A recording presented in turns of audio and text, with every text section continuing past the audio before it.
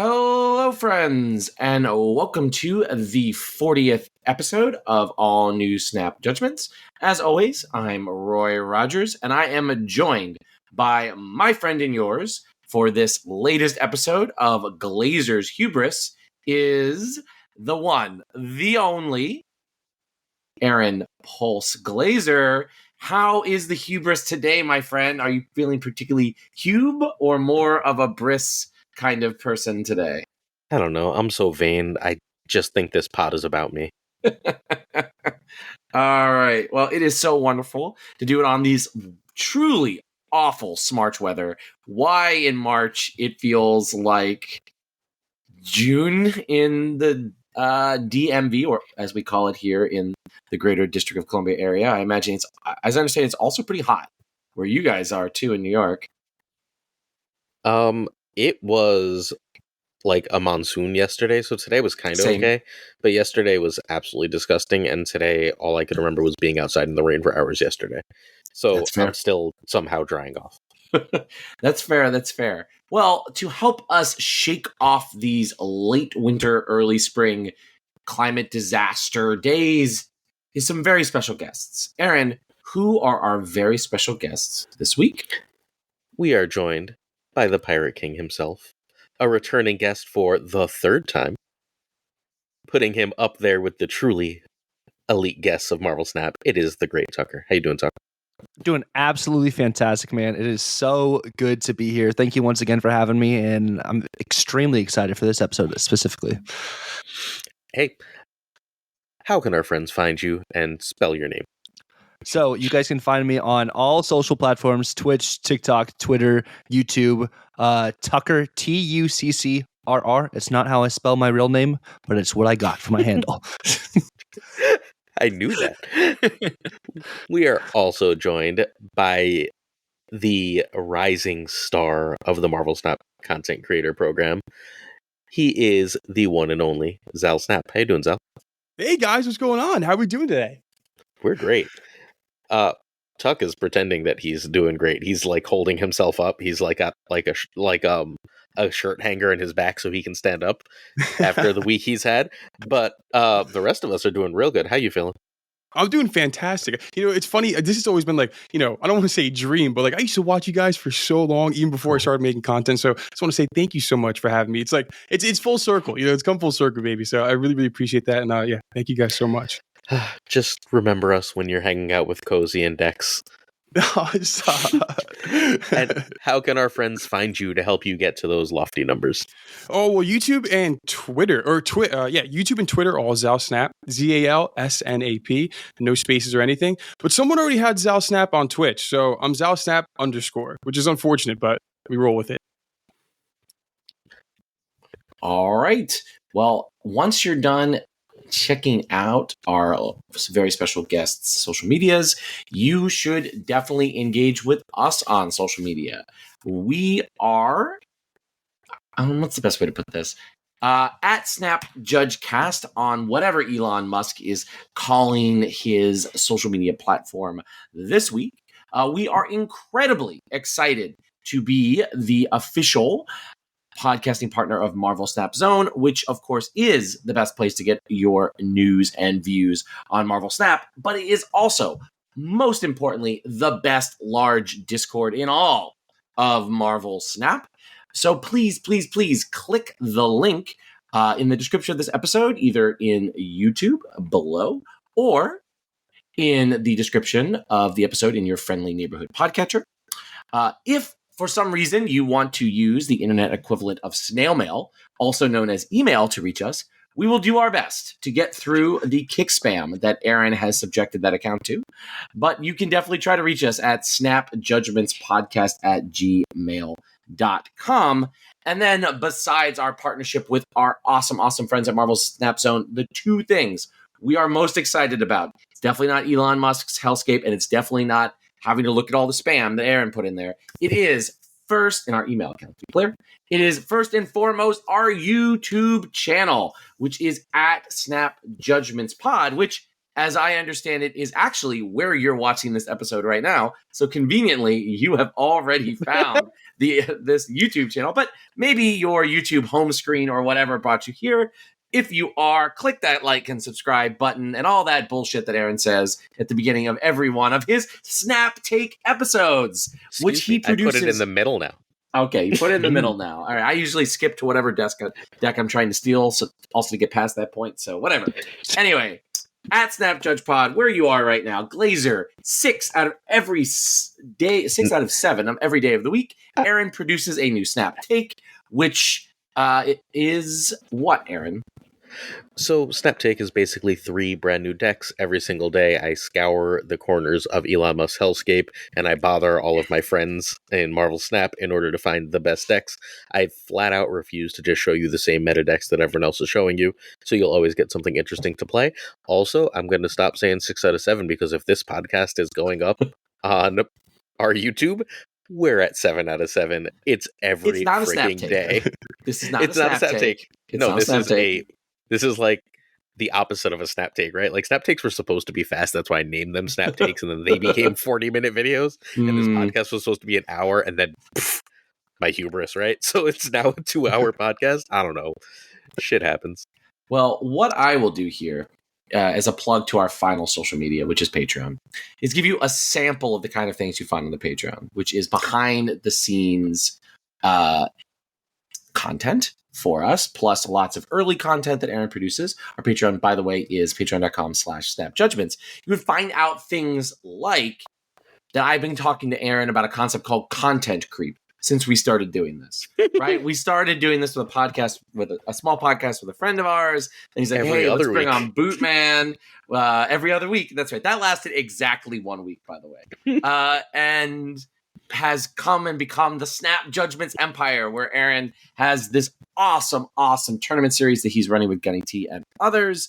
And it's really, really amazing. And patrons can join it with each season.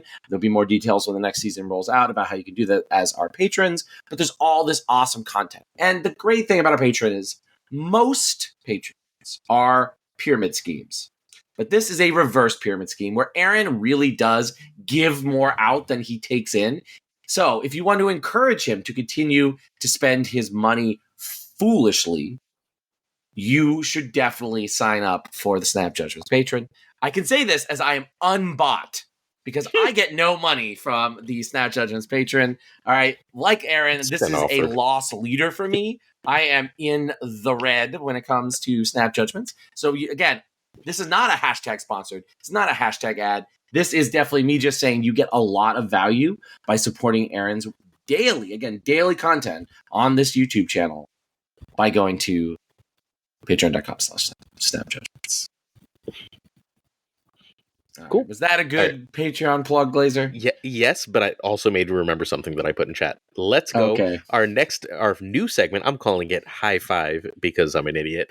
We're going to do 5 questions for our friends, our Patreon supporters, $5 and $10 here, get to ask our podcast guest friends. And these are the 5 that were asked of Tuck and Zal. We've got 3 for everybody. Let's start with what got you each, and we'll start with Zal here because it was more recent. Tuck, you're old now. You get to be the old one. What got you started making Snap content? Well, it wasn't like anything like insane or like a certain event. I swear, and it's like as simple as this. I got home from work and I watched all the Snap like YouTubers, Combat, Cozy, Alex, like every single like content creator you could imagine. And I've been playing the game since global release. I took a little break because I was a hard stuck gold at the end of season 1. So I took a little hiatus. I came back. And then one day I literally went to Target. I got a little Logitech camera and I got a little Blue Yeti microphone and just started pumping out videos. So it was like November 20th or something like that. It was as simple. I was like, all right, you know what? I'm just going to do it. I went for it. And then now we're here. So I mean, it ended up working out in the end. I'm so happy I did. Tuck? That's awesome. Actually, the whole Target story is really cool, Zal. That's actually. So I've been streaming for probably about like 3 or 4 years prior to Snap, but I was never consistent with it. And then I found this game from a Snapchat ad when this game first launched, open launch. and I was playing it for a Wow, while. Snapchat, that is. Yeah, I'm sorry. literally. And so I was like, okay, I love Marvel. I really have never played a card game before. Let's just see what this is about. And like, I wasn't consistent streaming or anything either, but I was like, I'm playing this game so much, I might as well put the time and record it, and just see what happens. And then I've been beyond lucky, beyond blessed. Just had opportunities. I started streaming consistently, and with that, I got just a lot of support from all sorts of different platforms, all sorts of different people. Like Glazer especially has helped a lot on all sorts of areas and stuff. And it's just been incredible. And so, yeah, I just consistency. And at the end of the day, we're making friends, we're making connections. And like, that's what I wanted to do streaming anyways. And this is the best community on Twitch or any other social media platform. Maybe Reddit is a little shaky. But that it just helped motivate me to continue to just go and go and go. Yeah, Facebook is also a dumpster fire. Let us never forget the original dumpster fire of social media. So what was it like, and we'll go in the same order, I guess. What was it like the first time you either recorded or went live, and how has that feeling changed, if it has changed? I mean, if you look at my first video, I was so nervous and uncomfortable. I didn't know how to talk to a camera. It is so, no one, like, unless you do it, you don't understand how hard it is and difficult to sit at this camera and just try to like put together a 2-minute intro for a deck list. I struggled so much. I would sit there for 2.5 hours and just take after take after take, because I would sit there, I would stutter, and I would get all, it was horrible, horrible. But now, I mean, dude, I got it down to a science, right? I get home from work, I come home, we already got the whole layout for the videos ready to go. And so I just take out the clips, I plug them back in, just rearrange the timestamps. I feel great. I'm like a well-oiled machine when it comes to cranking out YouTube videos now. Awesome. Tuck? I definitely think like Zal was saying too, like at first you're really nervous. You're like, I don't know what's gonna happen. I'm turning on this camera. Let's see if people want to watch. What's gonna happen here, But I think it's like what it boils down to is you need to take that initial step first. You can't see how successful you're gonna be as a creator, or if this is actually something you can do, because content creation is not for everyone. But until you actually take that initial step. And so like the first time I went live, I was like, as I was saying, like, I'd streamed before. So like I knew how to stream and stuff, but not to the extent, especially to where we're at now, and everything too. And it's totally a confidence building thing. So like taking it stream by stream, seeing what you can improve on from there and like so forth, definitely helped it just make it easier. And now it's a blessing, and it just feels awesome to go live every single time. Oh. So, Tuck, what's up with One Piece? So crazy story about One Piece. So I started getting into anime back in like 2020 during like the peak of COVID. My Xbox fried, my monitor fried, so all I had was my laptop. And so I started watching all sorts of animes. And then at one point I was like, I have so much time. I don't have any freaking gaming system or whatever. Let me start One Piece. And the craziest thing about One Piece, though, so like it's crazy too, because I finished animes in a month. I finished Naruto in a month. I finished Bleach in a month. One Piece I finished in 3 months. The craziest thing about One Piece, and why it is even more extra special to me, the day I caught up on One Piece to where it's at like currently, was the day I told my current wife, like my wife right now, that I was going to ask her to be my girlfriend soon. And it was on that exact day. And so since then, One Piece will always have just the absolute deepest freaking like root in my heart. That's incredible. That's great. That is an awesome story. I guess I won't talk shit then. I mean, for the next like 5-ish minutes. Zal, breakdancing. What? Have you ever seen Karate Kid with Ralph Macchio? Yes, I am a human being who was alive in the 80s. So literally, that is my breakdancing. This is years and years of training. I don't know if you saw my stream the other day. Mm-hmm. I mean, I broke it down hard, right? Cable hooked me up. I'm taking I'm doing lessons now. $5.99 monthly. Limited quantity sign up though. So we're looking at like 3 or 4 spots. But I learned all from if you saw Cable's posts as well, my grandma taught me a lot of stuff as well. So check out that tweet. Gravy.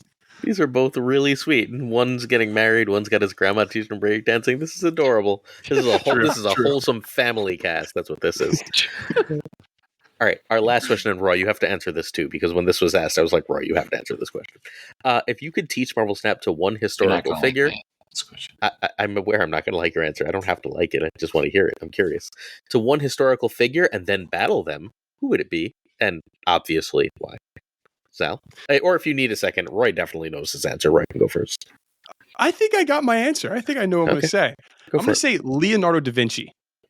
Okay. If I could teach him Marvel Snap, imagine where would it be in compared to where we are now versus if he knew Marvel Snap back in the day. We would be so far ahead of time. And the question is, who would win? A mastermind who created parachutes or Zal? I'm gonna take. I think I'm gonna take me. I like me in this situation. Mostly because the second he saw a phone, his head would explode, and then you murdered Da Vinci. Yeah, very true. Probably. Tuck, do you have an answer? I would do Abraham Lincoln. I'm a big Abraham Lincoln guy, and Is it it's 'cause you're both interesting. really tall. In part. I like the unnecessarily tall president. Yes, With the beard. With the beard, True. it's like he's got some status to him too. Like he's got some Mhm. clout. But I don't know. I think it'd be interesting to see Honest Abe play a gambling game. You know, it's a little weird concept. Roy? I would do Socrates, the OG insufferable little shit. And I think that teaching insufferable little shit like Socrates to play a card game he would fit right in with card game communities, hardcore card gamers, be insufferable as always. And so that is who I would do it. Fair enough. All right. This was High Five. Dear listeners / viewers, let us know if you like this new segment because I want to keep this. All right. Listeners, hold on. Please, focus group in the comments, a better name than the High Five, please. I love the High Five. For literally my soul, I cannot spend the coming weeks until Aaron gets sick of this segment calling it the High Five. Please do not pass. Segment was fine. Pass on the title. All right. It does not eat, as the children would say. All right, it's cooked as a title. All right, so last season. So we do not eat, we cook. Is that the new title? Sounds like it's the new title. Oh. All right. So let's quickly review the last season and start by talking about the cards. Black Swan, Supergiant, Call Obsidian, Corvus Glaive, and Proxima Knight. And before we begin, I would just like to know the brilliant panel, which includes all the best players in the game and all the biggest content creators, more or less, ranked all of these cards before the season began. And the last two in the ranking were Call Obsidian and Corvus Glaive. We are not good at card evaluation in advance, friends. Nope. Just like that disclaimer to be out there. All right, Zal, tell us about last season's cards. You can talk about any of them, all of them. What'd you think of them? Well, here's the thing, right? I'm not really a big discard player. I wish I was. I wish I liked the archetype more. But I skipped on Proxima. I skipped on Corvus, which I'm now kind of feeling I missed out on. And I also skipped on Supergiant. I love Cole Obsidian. I think Cole Obsidian's a fantastic card. The fact that you can Zabu him and the parameters of throwing down that 410 isn't too hard. All you need is a 1 cost, right? If we look at the other 4 big stat line cards, like your Typhoid Mary, negative effect, Crossbones, you have to play them where you're winning. All those big cards, they tend to have these negative effects. Well, Cole Obsidian, super easy to play around, and you can Zabu him, and then that means you can also Shang-Chi and Cole Obsidian, which is a huge power swing on turn 6. That was my favorite card of last season by far, tenfold. And then I liked Black Swan a lot too. I feel like really good in bounce shells or like type of maybe zoo shells where you're picking things back up, something like that. I didn't use her too much. I still have to experiment with her, but the ability nonetheless, anything cost reduction, fantastic. Sign me up. And then I seen like Supergiant with Perry's Vampire Slayer. I saw some good use in that. And then the whole lines where like, you throw down the MODOK and then you can do a whole Hella thing. I think it's cool. It just wasn't my kind of card. I skipped on it. Wasn't fair. But I did get beat in my league match tonight. I played it tonight. I got beat by Leech. So maybe I wouldn't even want to pick up Supergiant now just to stop the Leech. I can't believe that happened to me. And then I think Corvus and Proxima are super good cards. I kind of wish I picked them up. But then again, I don't run Discord. Excellent cards. A free 7. All day, every day. And the Corvus Glaive made Hella a lot more consistent. So we saw a rise in Hella, almost taking over the number 1 deck size in the whole game, which is really interesting to see. I think this is this ordered, ranked like best to worst? Nope, this is just the order they released in. Okay, I like it. I think Proxima, like I said, Proxima and Glaive, fantastic as well. Obsidian, not too hot on Supergiant and kind of iffy on Black Swan. Chuck?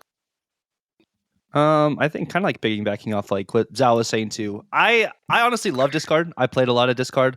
I think what kind of like overshadows a lot of the cards that came out this season is they're kind of just like a plug and chug kind of card, opposed to necessarily an entire archetype defining. But if you look at Corvus, of course, like that's another level of ramp that you can kind of look into. But because of how dominant Hela was, it's just like, oh, we're just gonna throw this in Hela, and it's like with Cole Obsidian, oh, we're just gonna throw it in Thanos. So like they fit in some of these shells we already had like pre-existing in the game, which is cool. I think Black Swan still wasn't anything crazy for a season pass card. I mean, opposed to like what we have like currently, like this second, or like some of like the previous seasons. So I think overall it was like a solid like release of cards, but nothing like too crazy. I think because the way the meta was like defined going into the season, we didn't really have too like we thought just Thanos was going to be everywhere, and then freaking Hela took over, and we still have Hela everywhere, even with the new stuff right now. So I don't know. It just felt like these were kind of not like filler cards for by any means, but they were just cards you can just like plug in to a bunch of stuff instead of like entirely complete meta defining. Maybe this second kind of thing. Right. I think we're going to look back at this as one of the most cracked seasons that has ever released in Marvel Snap. I think that the current meta is extremely powerful before any of these cards released. And I think that the fact that any of these cards see play shows just how cracked they are. And I think Second Dinner is eventually going to... They've done a good job over time, like kind of bringing archetypes to heel. And once they do that, these cards are really going to shine. And I think this is going to be a weird thing. Because of how powerful this season is, like I don't actually think this is too wrong, except for Corvus not being higher and Cull not being lower. Again, I'm not saying that just release order. Right. So we've got like I would put Black Swan. We'll probably look back as one of the most cracked cards. Corvus Glaive cracked. Like that's definitely there. You might put that above Black Swan right now, but I think Black Swan will be better. Like if you look at I forget Glazer, who is the one who originated it, the sort of combo deck of one drops, the sort of combo zoo deck. Phil Woodward. Yes. That deck, the fact that it is playable and competitive in this metagame is like absolutely insane considering that there's Hela here. Like that just puts so many stats randomly, but that deck still is good. I've been playing a lot of it and really enjoying it, right? Like it's fun. There's play lines. It's all kinds of really interesting stuff. That's cracked in an overheated meta. Supergiant, I think, is a sleeper of a powerful card. The 3-card Monty deck is still very, very, very playable and wins games, not as consistently. But again, I think when great minds, if they really turn their attention to Supergiant, like I think that it would be extremely powerful. Proxima Midnight has proven to be rejuvenate. Like I will just say that as a defender of this card in previous weeks, I was right. All right, that this card has made a concrete impact on discard and is also good in that all one drops deck where discarding it on the last turn with Blade can be really, really powerful and unpredictable to your opponent, giving a little bit extra spice in what you're doing or filling a lane that you needed to be filled with Ant-Man, but you didn't have enough one drops. And Cull is a ridiculously powerful card, but he's just really boring, right? Like he's the most straightforward of all of the cards that are here. And I think that puts him at the bottom of this for me, not in like, oh my God, that card is bad. It's just that he's just boring, doesn't really do anything different. But it's also like incredibly powerful on the face. I want to say one more thing before Glazer will get to tell me why I'm entirely wrong here, is that I think Cull Obsidian proves that incidental ramp is really powerful, which we'll get to when we talk about cards for this month. I think a lot of people were down on Cull Obsidian's +1 energy, particularly I think when we were talking about Cull and discard, I think a lot of us were like, what is ramp going to do with that 1 energy? Well, I played a lot of ramp last month, and I always found something to do with it. It created lots of really interesting final turns that were not open to that deck before the release of Cull. So I think this is going to go back. I think this is going to seem super hyperbole to some people.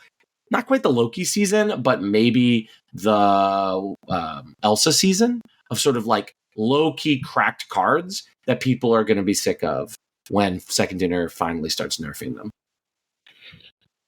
I think what you just described is the season we're entering now. I think it's the March season, not the February season, but we'll come back to that in a couple months. I agree with a lot of what you said. Corvus Glaive is way better than I ever would have imagined. I had it ranked number 2 on my preseason list, and like it's still significantly better than I would have imagined. I had Supergiant number 1, so like let's not act like I'm some kind of prophet. Supergiant's very much not number 1. It's like almost certainly the worst card of the season. It's just hard for me to imagine that sooner or later Supergiant's not broken. Right? Like, we'll all just know. One day, we'll all just be complaining about Supergiant. Like, what the fuck? 100%. But, so that day just wasn't today. Fine. I'm early on it. I will eventually be right. I'm convinced. And look, I hope I'm wrong, because I don't really want it to break the game, but that ability is nuts. Call Obsidian is straight up power creep on, like, half the freaking game. Proxima's fine. Like, I still don't think it's very good. It's fine. It's a good card, right?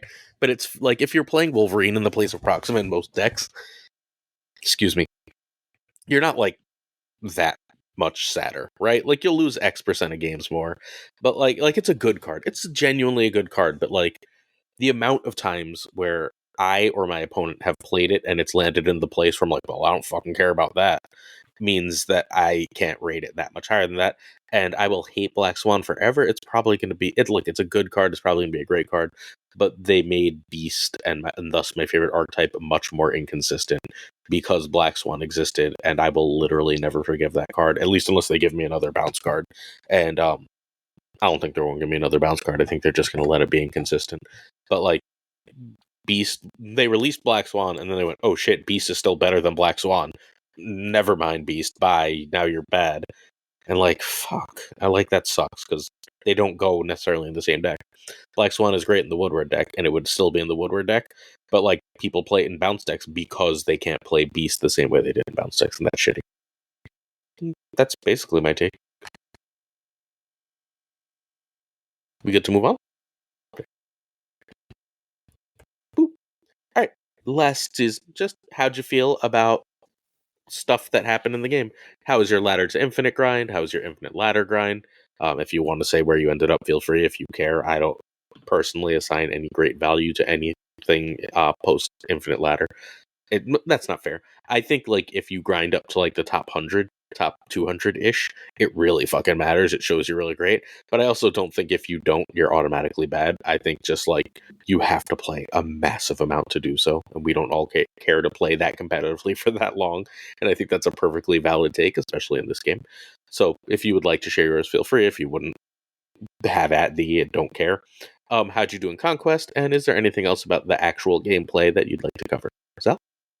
Ladder to Infinite last season for me was actually like really, really good. I usually get there probably like 3-4 days, maybe just about.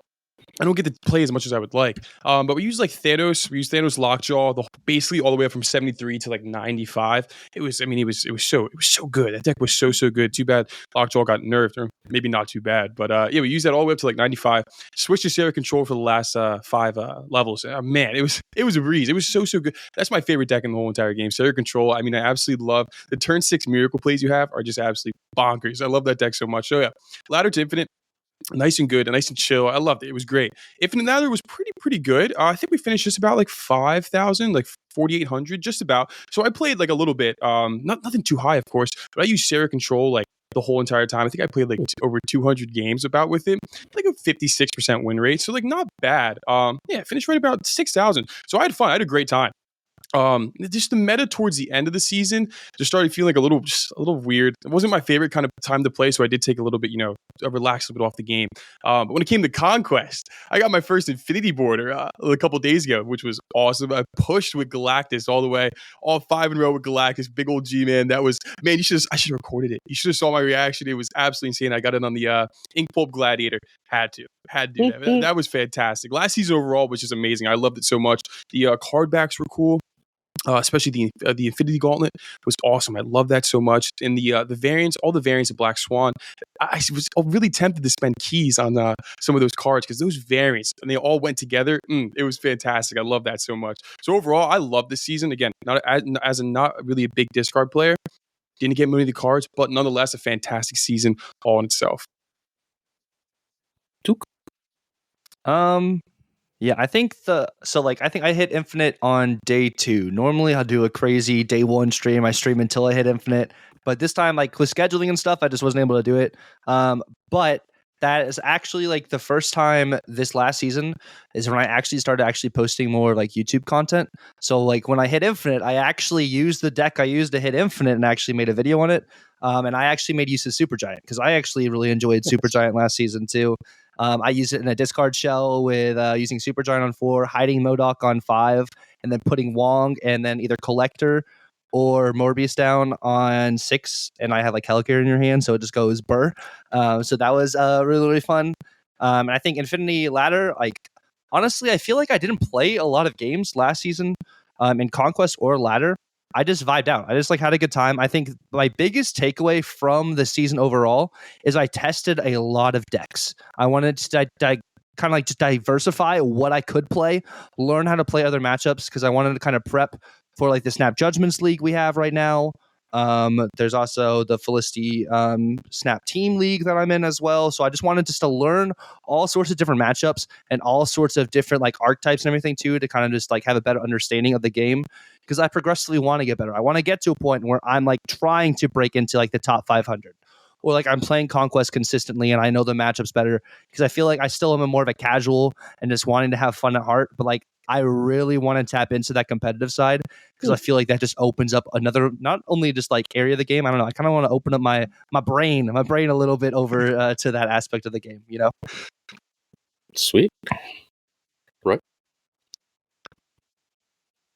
I think that this season was fine. I mostly played towards the end. I found the meta to be, I don't have time to really make an infinite grind right now, just very, very busy with work. So just sort of playing sometimes a lot, like sometimes every night for like 3 hours when I get home, and then sometimes like just kind of clearing dailies as it is. And overall, I found this to be a pretty good season. I think it gave me more incentive to play than I really felt in January, which I sort of like after heavily playing in December and sort of early January, I kind of fell off the Planet Hulk season. I really didn't like the Planet Hulk cards. I won't rehash. You can go back to the episode where I sort of felt like that I found the January season was a dud. This season, I didn't like click with me the way the November and December seasons did, but I thought it was one of the better like recent seasons. I think for many ways, maybe the cards were better than the meta. For me, like, I think the cards drove me to want to play. I think earlier in the fall seasons, like it was more like sort of the gameplay and the meta was causing me to want to play. But here, the cards, like the new cards, were driving me to want to play. And that was a really nice feeling. So like I was overall really happy, I think, overall with the February season. Obviously, like even me in the middle ranks got sick of Hela by the end. But I think overall I found the season to be predictable, but still pretty fun.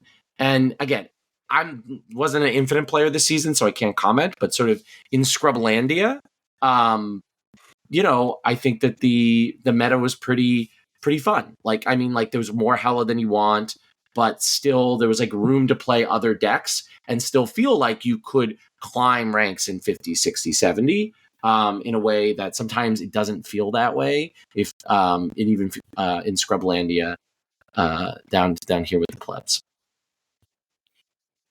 I finished in my now traditional around 10,000, where I sit around 5,000 until the last week, and then Conquest comes out, and I realize that I'm sitting on like 17 to 30 gold tickets that I have to get rid of, and I no longer have time to play ladder at all. And then I fall down to about 10,000 in the last week, as I don't have time. I made exactly one serious infinity ticket push.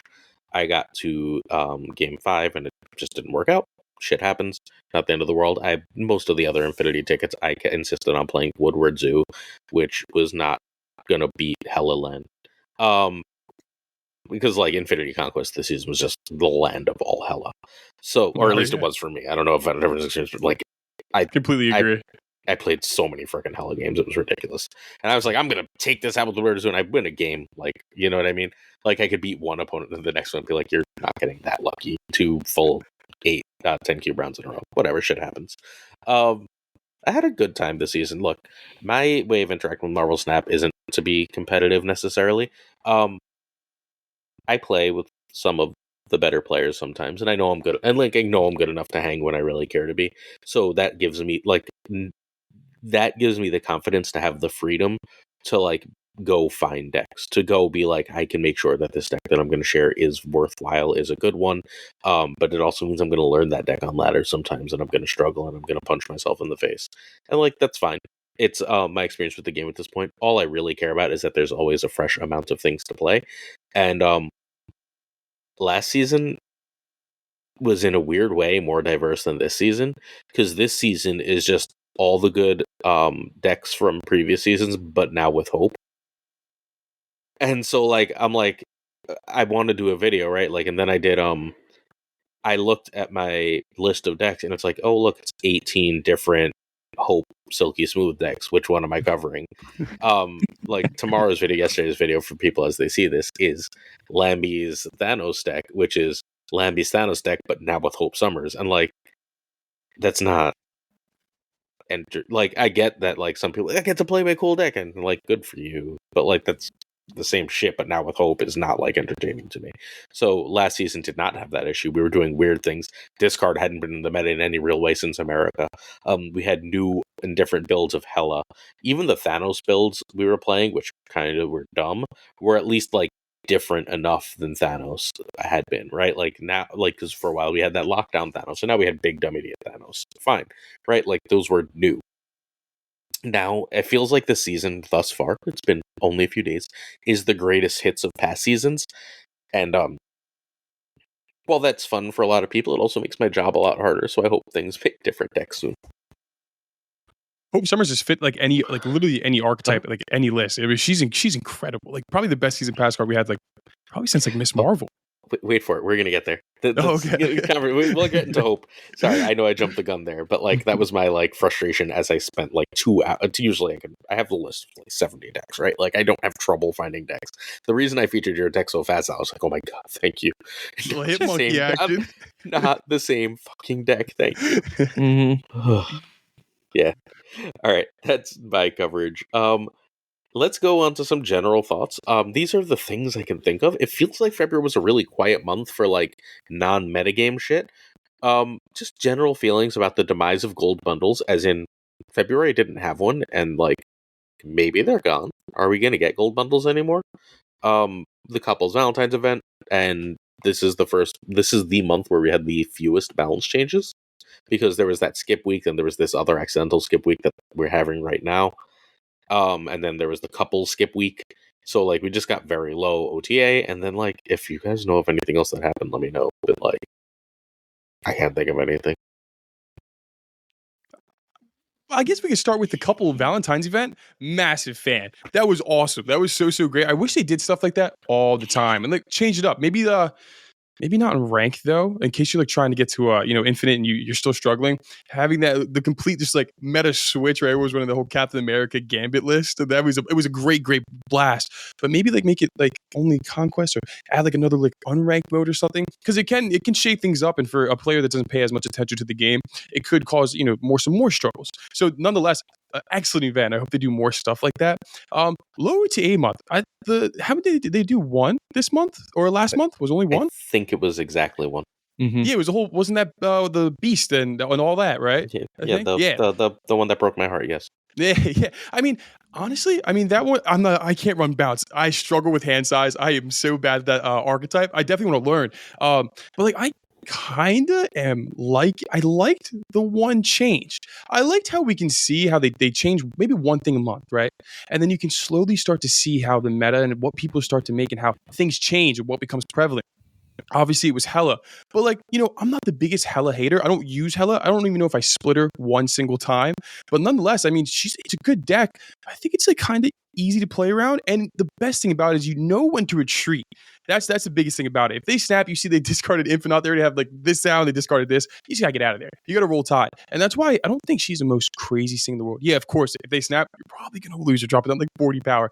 But nonetheless, I think the low OTAs, I'm kind of a fan of. Of course, we have a situation like Blob where it completely annihilates your whole entire deck. Not a fan. We need an OTA ASAP. But this month, I feel like there was nothing too crazy that really needed a big change, in my opinion. I think it was good. I like the low OTA month so far for last month at least. And then the demise of gold bundles. I don't know if anyone else feels the same way about this, but I only use gold to split my cards. Right, like that's the only thing I use gold for. I don't buy variants really. And then I think the only gold bundle I ever bought was like the Dracula one a couple months back. I can't remember which one it was.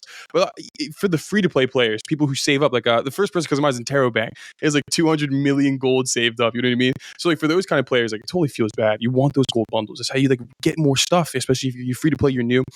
So I mean, the demise if they keep not including them, that's going to be really rough. And I don't like that at all. Just in case I do start saving up. Maybe something does come out like the Khazar one. That was really cool. You have to keep them at least one a month, right? Like at least, because it's just not fair. It's just not fair. People who save up and really want that one bundle, it's fantastic. You have to add them, and if they do start doing it more or less or every other month, that's horrible. Not a fan. Yeah, I think it's really interesting for us, like overall as a player base too, how easily we all turn onto Hela. And like it's I don't know. I think having the lack of OTAs, we put that in perspective because we keep losing to Hela over and over and over again. And it's like we just want change. We just want the game to be different. I think the OTA that we actually got last week was a solid OTA. I think the Warlock change was a little weird. I'm not a huge fan of that one for sure. But I think like Lockjaw needed to be changed because Lockjaw was literally the best card in the game. We were complaining about Hela, but Hela wasn't the problem. It was the cards around Hela that were the issue overall. I think the couples Valentine's Day event was really cool. I think that had another layer of fun, and I think it's a lot of the fun we're kind of having like this week with like stuff which we're of course gonna get into. But I don't know, it just added like new like zest, like new flavor to the game, and it made it more enjoyable. It was also at the same time as the Pursuit Gaming tournament. Some people didn't know what was happening, some people did know what was happening, so they were planning accordingly, if you're in the program or not in the program, but not going into detail because reasons. But it was really interesting to see how that dynamic, because people may have had certain decks that were going to go entering the tournament with originally, but when the Valentine's event started, like, oh wait, this extra 1 power, this extra 2 power, because that actually stacks. Like it adds up. The difference between 1 power and 2 power and everything actually can go crazy. We also, something we don't have here on the list is we did get our first question for do we want the guilds to be called teams or alliances, which is pretty interesting. We of course have no timeline on that whatsoever, but that's going to be hopefully another fun aspect to the game, not toxic aspect of the game, but we'll see. That's another just whole entire topic we probably can dive into and everything. Wait, you're not excited for when like Lambie kicks Brade off his team and Brade has a meltdown. Marvel Snap becomes Marvel Snap fake news and everything goes completely crazy. Like that, you're not excited for this because that's totally gonna happen. Oh my goodness. This becomes a drama network as well. Glazer has his normal Snap takes, and he has the drama of the day kind of. Oh, that'll be amazing. Oh my god! Glazer having to run one of these teams is going to be an amusing thing. Oh, what do I care? I'm not my team is literally anyone who hangs out with me and wants to. It's as many people, and then if it fills up, sorry, I don't care. I literally cannot care less about this. I'll do it for fun, right? But like, like the only rule is do your goddamn dailies so that we get whatever stupid reward. And I'm not trying to rank a team or anything. I don't have time for that. No, I think it will be fun though. Like I'm excited for that. Yeah, I think gold bundles. I think it stings. I think Zal's the best. I literally spend all my gold now on just splitting cards, and I think that's what they want you to do. Right? I know, and that's like it's not what I'm supposed to be doing. I'm supposed to be saving my gold for the future, I guess. But maybe we're going to get something like that this month. There's rumors with the Ink Pulp bundle card, because Ink Pulp cards don't really come out unless they're spotlights or bundles. So hopefully the Black Panther Ink Pulp is going to be a gold bundle for all of you gold, not hoarders, gold savers.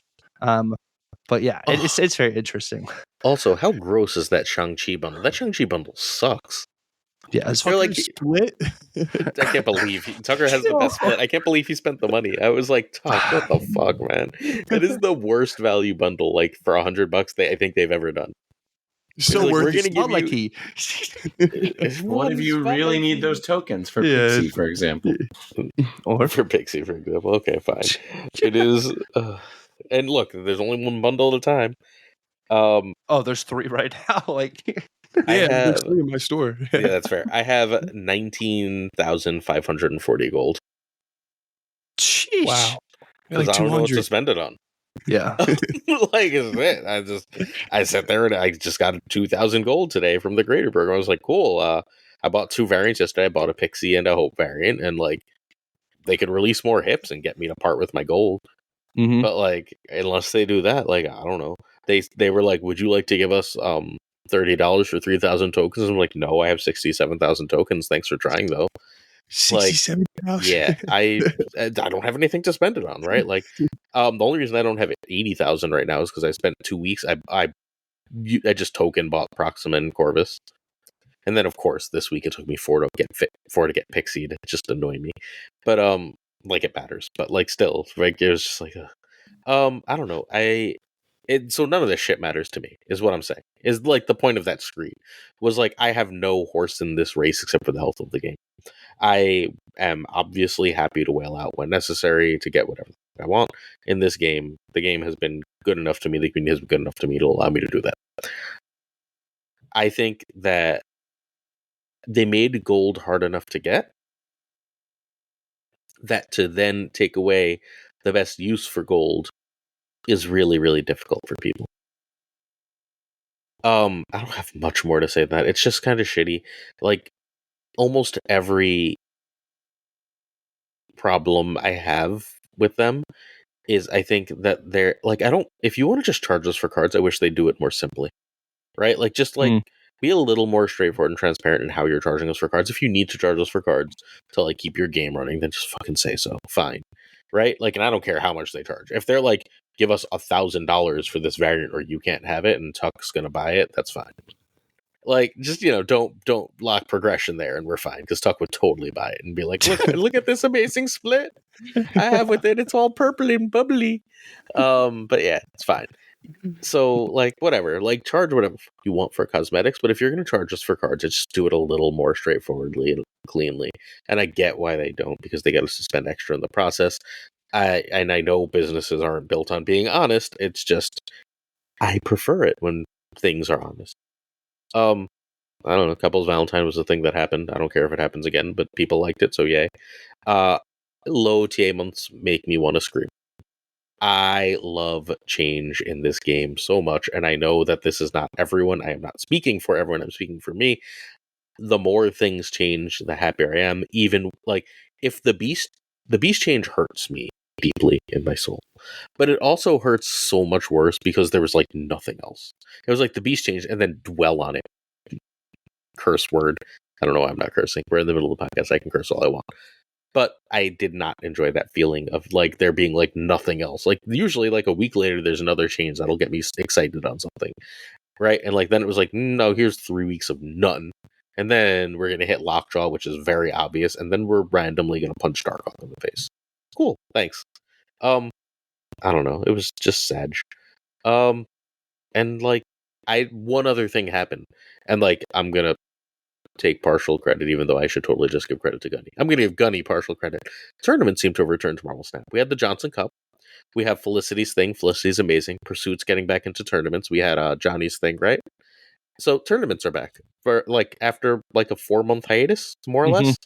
Tournaments came back to Marvel Snap, which I didn't realize when I was writing this, obviously, because I wrote the damn slide. But like, yeah, tournaments are back, and I think Tournament Marvel Snap is the best Marvel Snap, like, straight up, period. That's why the Snap Tournaments League exists. I've been bemoaning the lack of tournaments. I'll miss Alphos forever. I love those damn things. But yeah. I genuinely think Marvel Snap is like the best tournament game. You can get a tournament done relatively quickly. They're really fun. I love tournaments. We all set for this one? Roy, you want anything? No, I do have one more. I do have one Go for thing it, Zach. to Go ahead, ask real Zach. quick. Ready? What are we saying, right? Teams or alliances? What are we picking? I picked I don't care. teams. Like, so I'm just I gonna. don't even remember. I did Alliance. I like. I remind me of Marvel Ultimate Alliance. Love those games. So I did Yes, Alliances. yes. dude. I love the first two. The third Yes, the one first was two. very mediocre. Mm. They have a third one? I didn't even know that. It's on the Switch. Oh, I don't have one of those. No. It's literally why I bought a Switch. really? That's a feels Not bad good? moment. Yeah. Don't Look, feel bad I've for gotten him. more than my money's worth Yeah, for the Switch. yeah, I've he's got still- in the next couple of days I'll have Unicorn Overlord in my grubby hands and I'll be happy. Oh. Over under on Glazer getting over 10 hours in Unicorn Oh Overlord. no, it's a tactics game. I'll play it. The mistake I made was I kept trying to play action RPGs, and I don't like action RPGs. I'll go back to my tactics and turn-based. Your roots. I'm excited for Unicorn Overlord, but Rebirth is getting in the way of that. So, but I'm still going to buy it on launch day to support the developers. But I probably won't get to it for like a month. So anyway, by the way, this is not a JRPG podcast. Sadly, it is a Marvel Snap podcast. So let's talk about new cards. All right. We have our new season pass card, which Glazer and I believe Zach already mentioned controversially. We've got Hope Summers, everybody's favorite miscellaneous summer. We've got 3 cost, 4 strength, season pass card, technically series 5 next month. All right. After you play a card here, +1 energy next turn. Real quick, this is not an ongoing, it's a static effect. All right, Zach, this is your first time on the show. Fire off. What do you think of my girl Hope here? Insane. Incredible. All of the above. She is fantastic. I mean, superb. Like I said earlier before we got here, definitely the best season pass card since Miss Marvel, right? Because we had Sebastian Shaw, not bad, fit in his own little niche little surfer list, and then we had Scar, which ended up being a lot better than like initially we thought, because we had the whole Thanos lockjaw that came out, and he ended up filling that slot perfectly, sliding right in there. And then we had the Black Swan. Again, wasn't too hot about that. Then we had Hope Summers. Man, this card's fun. I threw it right into a monkey list, a Monkey Sarah list with Quinjet and Moon Girl and She-Hulk. I've been having a blast. Anytime or any card that can either give you less cost or more energy is fantastic. Because we can look at Corvus Glaive. He gives you more energy at the cost of discarding 2 cards. If you look at Electro, you can only play 1 card. This, you just have to play a card on top. So on 3, you throw this down with a Wasp. I mean, wow, you're already, insane. It's so good. And then you can completely stack that. We had the move list with Goliath and Elsa and Kitty. That was Kitty's back kind of a little bit, which is a blast. Always down for some Kitty action. And I know, Tuccrr, you had a little bit of your Evo list. I won't talk about it too much. I'm sure you're going to get there. But that was, again, just fantastic.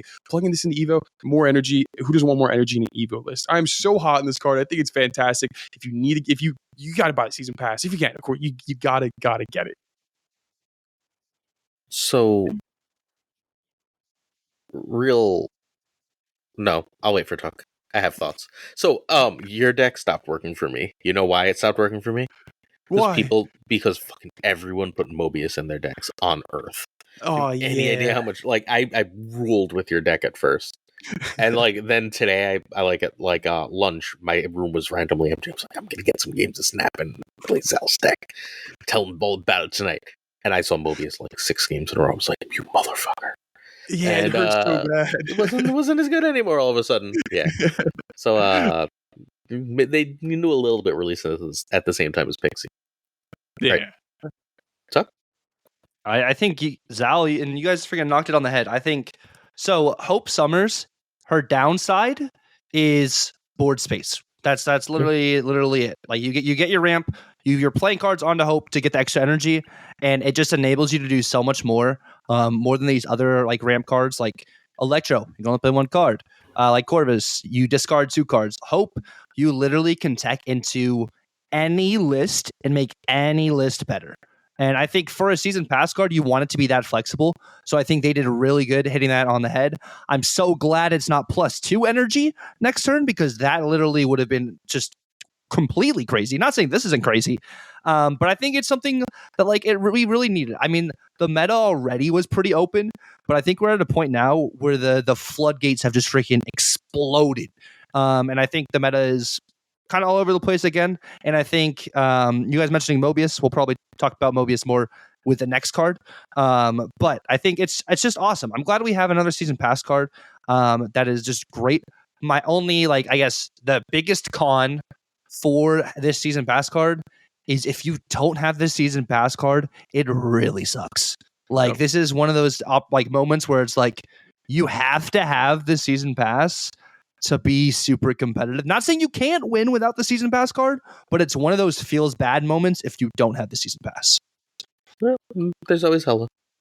I mean, that's true. There's always hella, but yeah. Right. Yeah, I'm definitely a buy with this card. I think it's a cool card because both it is a generically powerful mid-range card, like both Zach and Tuccrr have pointed out, but also enables you to do some fun and degenerate things.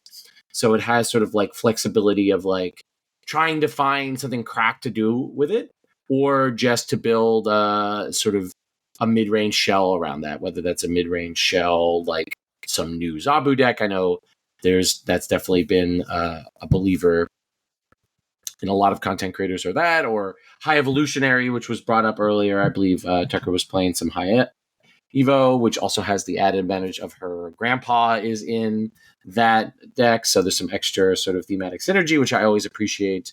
So I think this card is just like good design space in the sense that all players are drawn to it. And it's also not necessarily the card that's beating you. So it's not always like obvious that you are losing to this card. I think in a way that like Miss Marvel was kind of like this, even though Miss Marvel was the card beating you, it kind of did so at the end of the game because a lot of people forgot about that 5 power on each side of her. This is an even more like indirect way, right? I think Hope, like Zabu, will probably survive a while before getting hard nerfed, or in the case of Zabu, ever getting hard nerfed. And I do like Hope. I think that definitely if you have the 9.99 or whatever the equivalent is in your currency, this is definitely a time to take out the most powerful gaming card in gaming, your credit card or debit card, and purchase. Like, Hope is just a really interesting card, and I've enjoyed all of the games that I played with her. I even haven't minded the games I played against her. So yeah, that's all I got. So I'm nervous. For a slightly different reason. If Hope is as good as she seems right now, what eventually happens is we learn that Snap on Hope is a play, like Snap on Zabu used to be a play.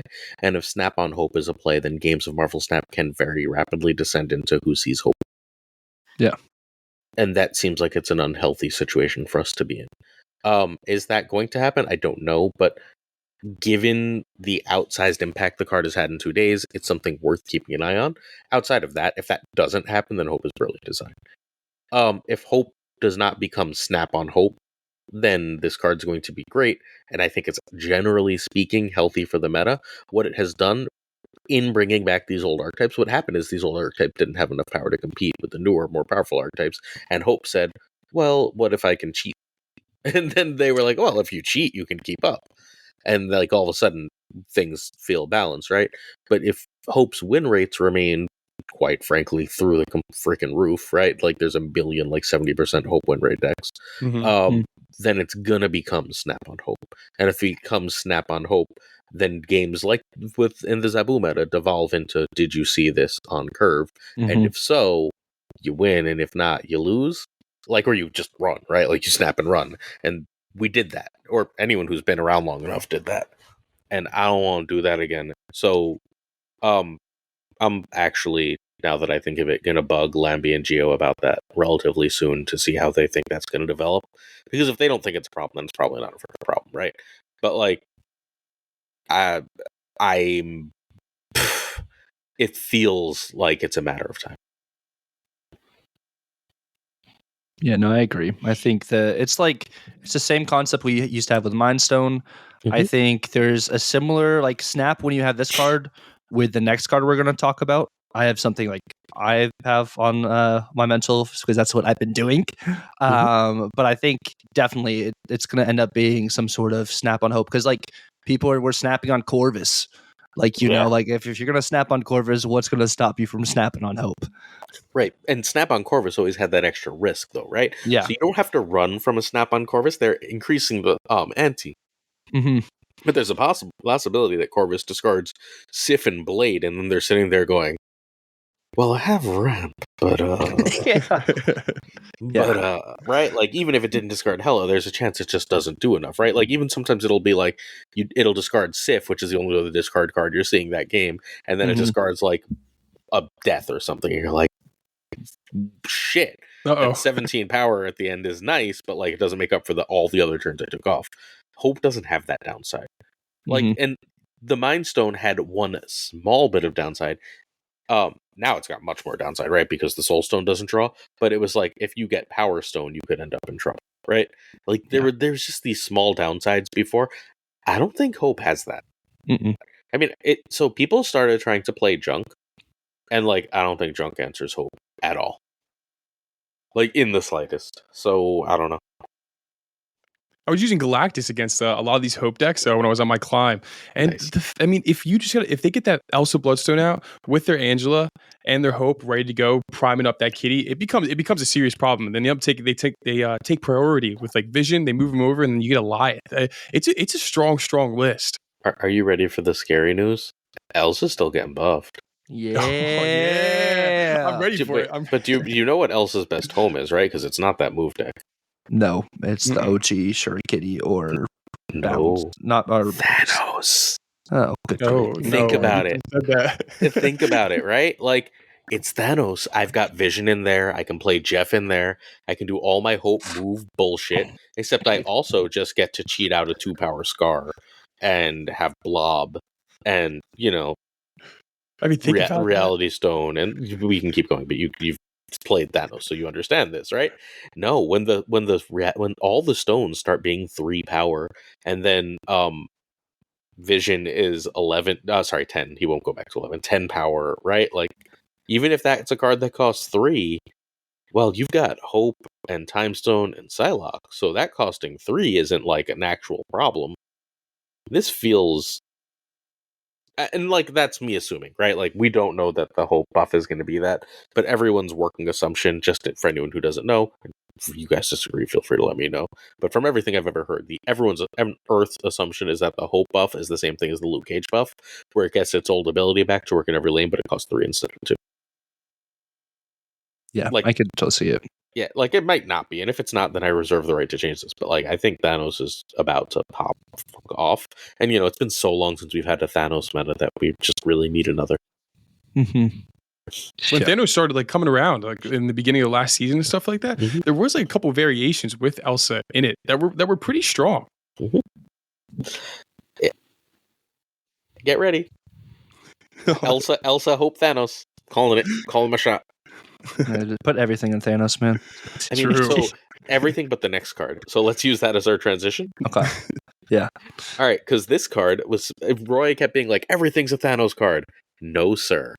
No, they built this one to not be a Thanos card. Is not. So what did we get for Pixie? So Pixie is our other new card this week. She costs 2. She has 1 strength. Oh, that's gross. What do you get for that? And for your 6K tokens, you get on reveal. Shuffle the cost of all cards in your deck that started there. Which, when she was initially data mined, which, remember, again, we will not argue about whether or not data mining is advertising or not, but we will tell you that it is not a promise. All right? The card was originally the most Thanos card ever spoiled in Marvel Snap, and now it is not. Instead, it is... Well, we'll listen to you, Tuccrr. What is Pixie? Pixie is a brand new archetype, in my opinion. It is not a Mr. Negative. It is not a... I mean, I guess it's like a form of Mr. Negative, yes. But you are shuffling the cost of your cards. You're not swapping, so it's not a 1-for-1 ratio. So, like, it's completely random. It is an RNG dependent card, but... when you got the homie Mobius, who is also in spotlights this week, you are setting yourself up for either some success. If your opponent does not have Mobius, that's, of course, the biggest thing. Because if your opponent has Mobius, it kind of just offsets entirely what you're trying to do. But, I mean, that's what counters Mr. Negative. So it counters freaking Sarah, Zabu, Ravona, all the freaking whole shebang, energy cheat, whatever you want to call it. But Pixie, it literally, I don't know about you guys, but like, it's so fun. It's so fun to play Pixie because you never know. I mean, unless you're running Howard the Duck for some reason, which I mean, nothing wrong with Howard the Duck. Shout out to the homie Robo, of course.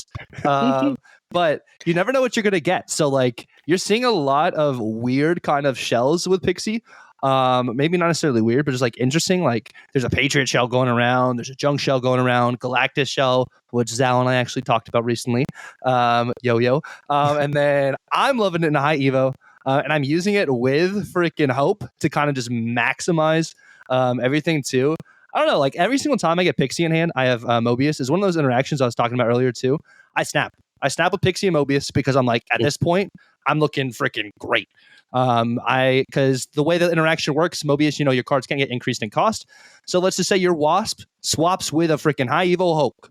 Okay, so your Wasp spawns in your hand afterwards, 6 cost, but Mobius back to 0, and then you got a 0 cost Hulk, and then it's like, okay, what you gonna do about that? Like, it's very fun. Of course, I also think Pixie is a glass cannon. She's got a very low floor, but a very high ceiling. So like sometimes she'll hit, and other times you're like, okay, I have no Mobius, and now my Sunspot costs 6, and I can't do anything. But it's like, I know it's gonna sound weird. I think Pixie is more of a conquest card than a ladder card. I think because you have more opportunities to hit your combos. I think you can still pop off on ladder, but I like the idea of having more consistency in a conquest sort of matchup opposed to a ladder matchup with Pixie. I couldn't agree more. Exactly what you said. I definitely think you need that Mobius 100% of the time. And it's going to see a lot more success in Conquest versus Ladder because you have multiple chances to get that 6-0 swap and get a free She-Hulk or Hulk, that's the nut. I mean, you get that. I mean, it's very hard to lose a game at that point, right?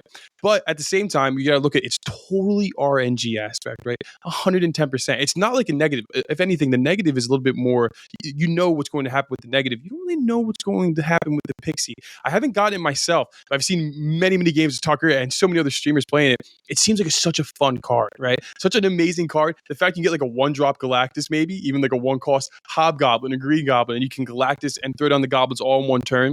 Insane, which is super fun. I like the fun aspect of it, but I'm not too hot on the RNG element of it. I don't really run RNG decks, such as like a Pixie deck or your Hella deck. It's not the decks I play, but nonetheless, super fun. And I would not be surprised if you see a whole Pixie list take over the meta in a few short, whether it's weeks or months. Like Tuccrr said, floor, rough, but the ceiling is incredibly high, and it's just like it again really resembles your negative. Super fun.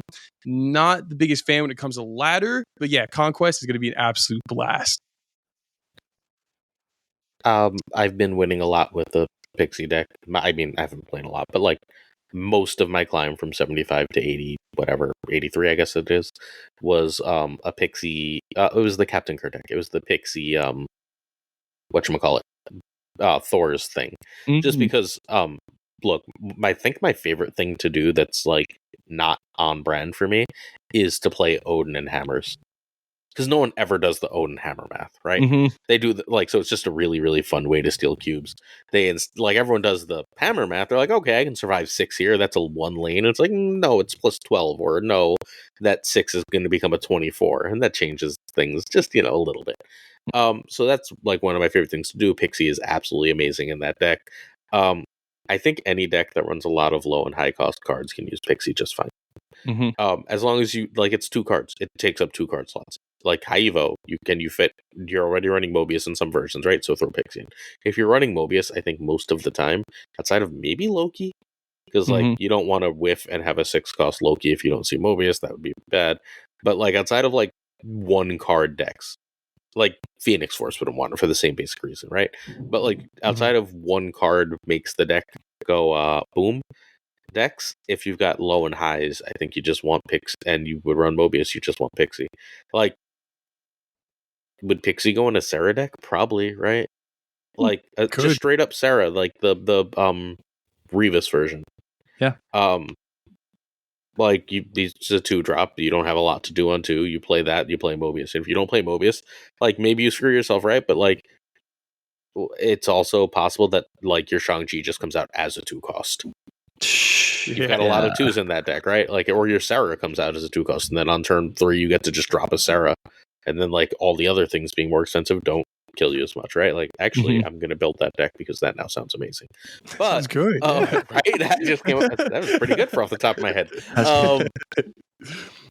But like, because Shadow King's not great right now. Just in case anyone is playing that deck, Shadow King's fine, right? But like, Destroy is not a huge presence, and there's no like huge. I mean, it's fine for the Elsa Kitty stuff, but it's really hard to like hit that because it's moving, and it goes too big for a single Shadow King. So like, just throw Pixie in that spot, call it a day, go get him, Tiger. I think that like, look, at the end of the day, Pixie is going to be way better than most people thought, including me, because I've been all over the board with this card, largely because I don't think I actually consider it as a package card. And as a general rule, the best things in Marvel Snap work as packages. And now that it's a package card, it's got a million places it can go. Yeah, that's good. So I think Pixie is closer to Mr. Negative than I think maybe we are giving credit here, but I think it's a better Mr. Negative in some ways because there's less non-games with Pixie, because Pixie doesn't necessarily encourage you to distort your deck as as heavily as Mr. Negative does, because sort of like Mr. Negative is such a radical departure from how cards should work that it encourages you to play like Mystique, right? Which is not a bad card. Mystique can be good, but it's also like a really inconsistent card. Pixie doesn't really encourage you to play like inconsistent cards like that. Like High Evo, I think, is a really great example, right? High Evo is pushed to play a 0-drop naturally, and so it sort of like fits there. But I think Pixie is awesome of a card to exist in Marvel Snap, and when I'm saving my tokens, because I'm saving my openings, I already have Mobius and Spider Ham, right? That's the 2 cards this week. So I'm hoarding my catches for later in the month when there's some cards I don't have with cards that I'm really interested in opening.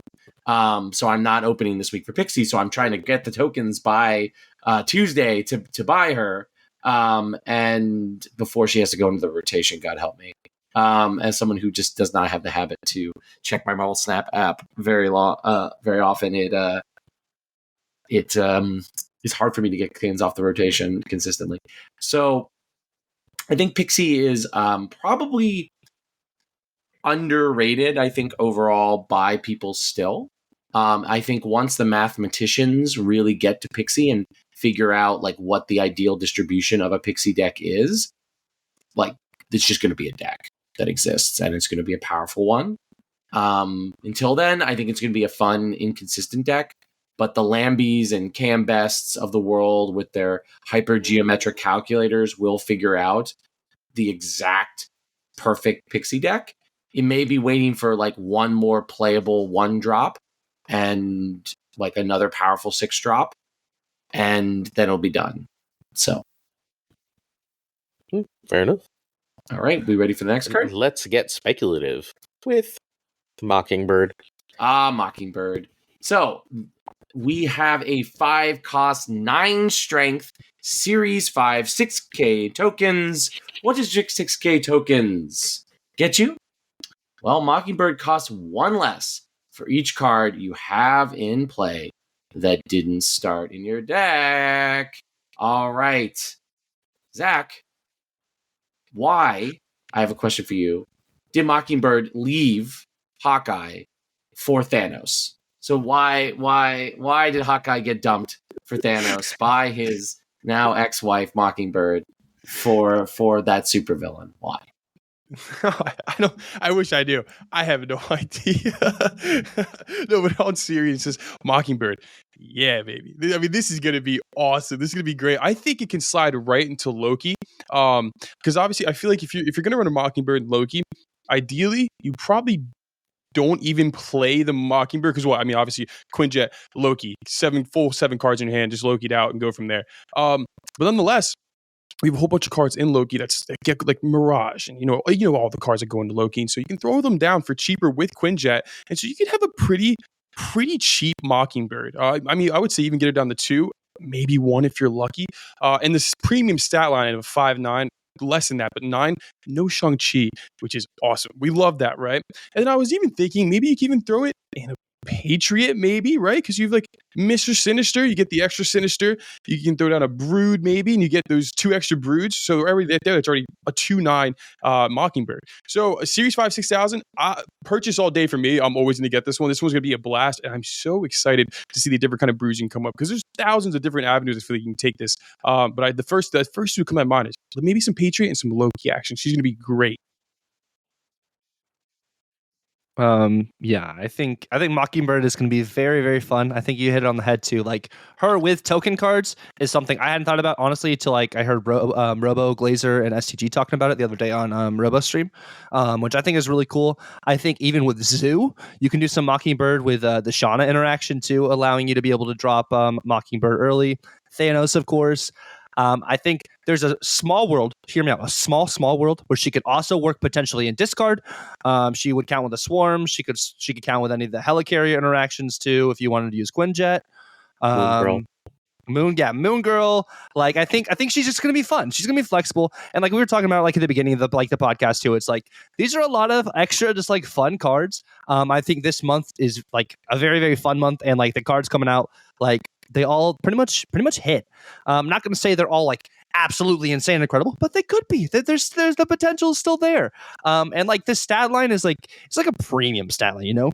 So like you think of like the 5/9, like anything past 5/9, like you know with Doc Ock, you have the potential negative of always getting Shang-Chi on you, and then you know Red Skull, your opponents get the +2 on their side. But like 5/9 is Arrow. That's the only other 5/9. Oh no, and 2099, of course. Sorry, how could that? I forget about 2099. But I think the stat line is so good for a 5-drop, and this card literally doesn't stay a 5-drop.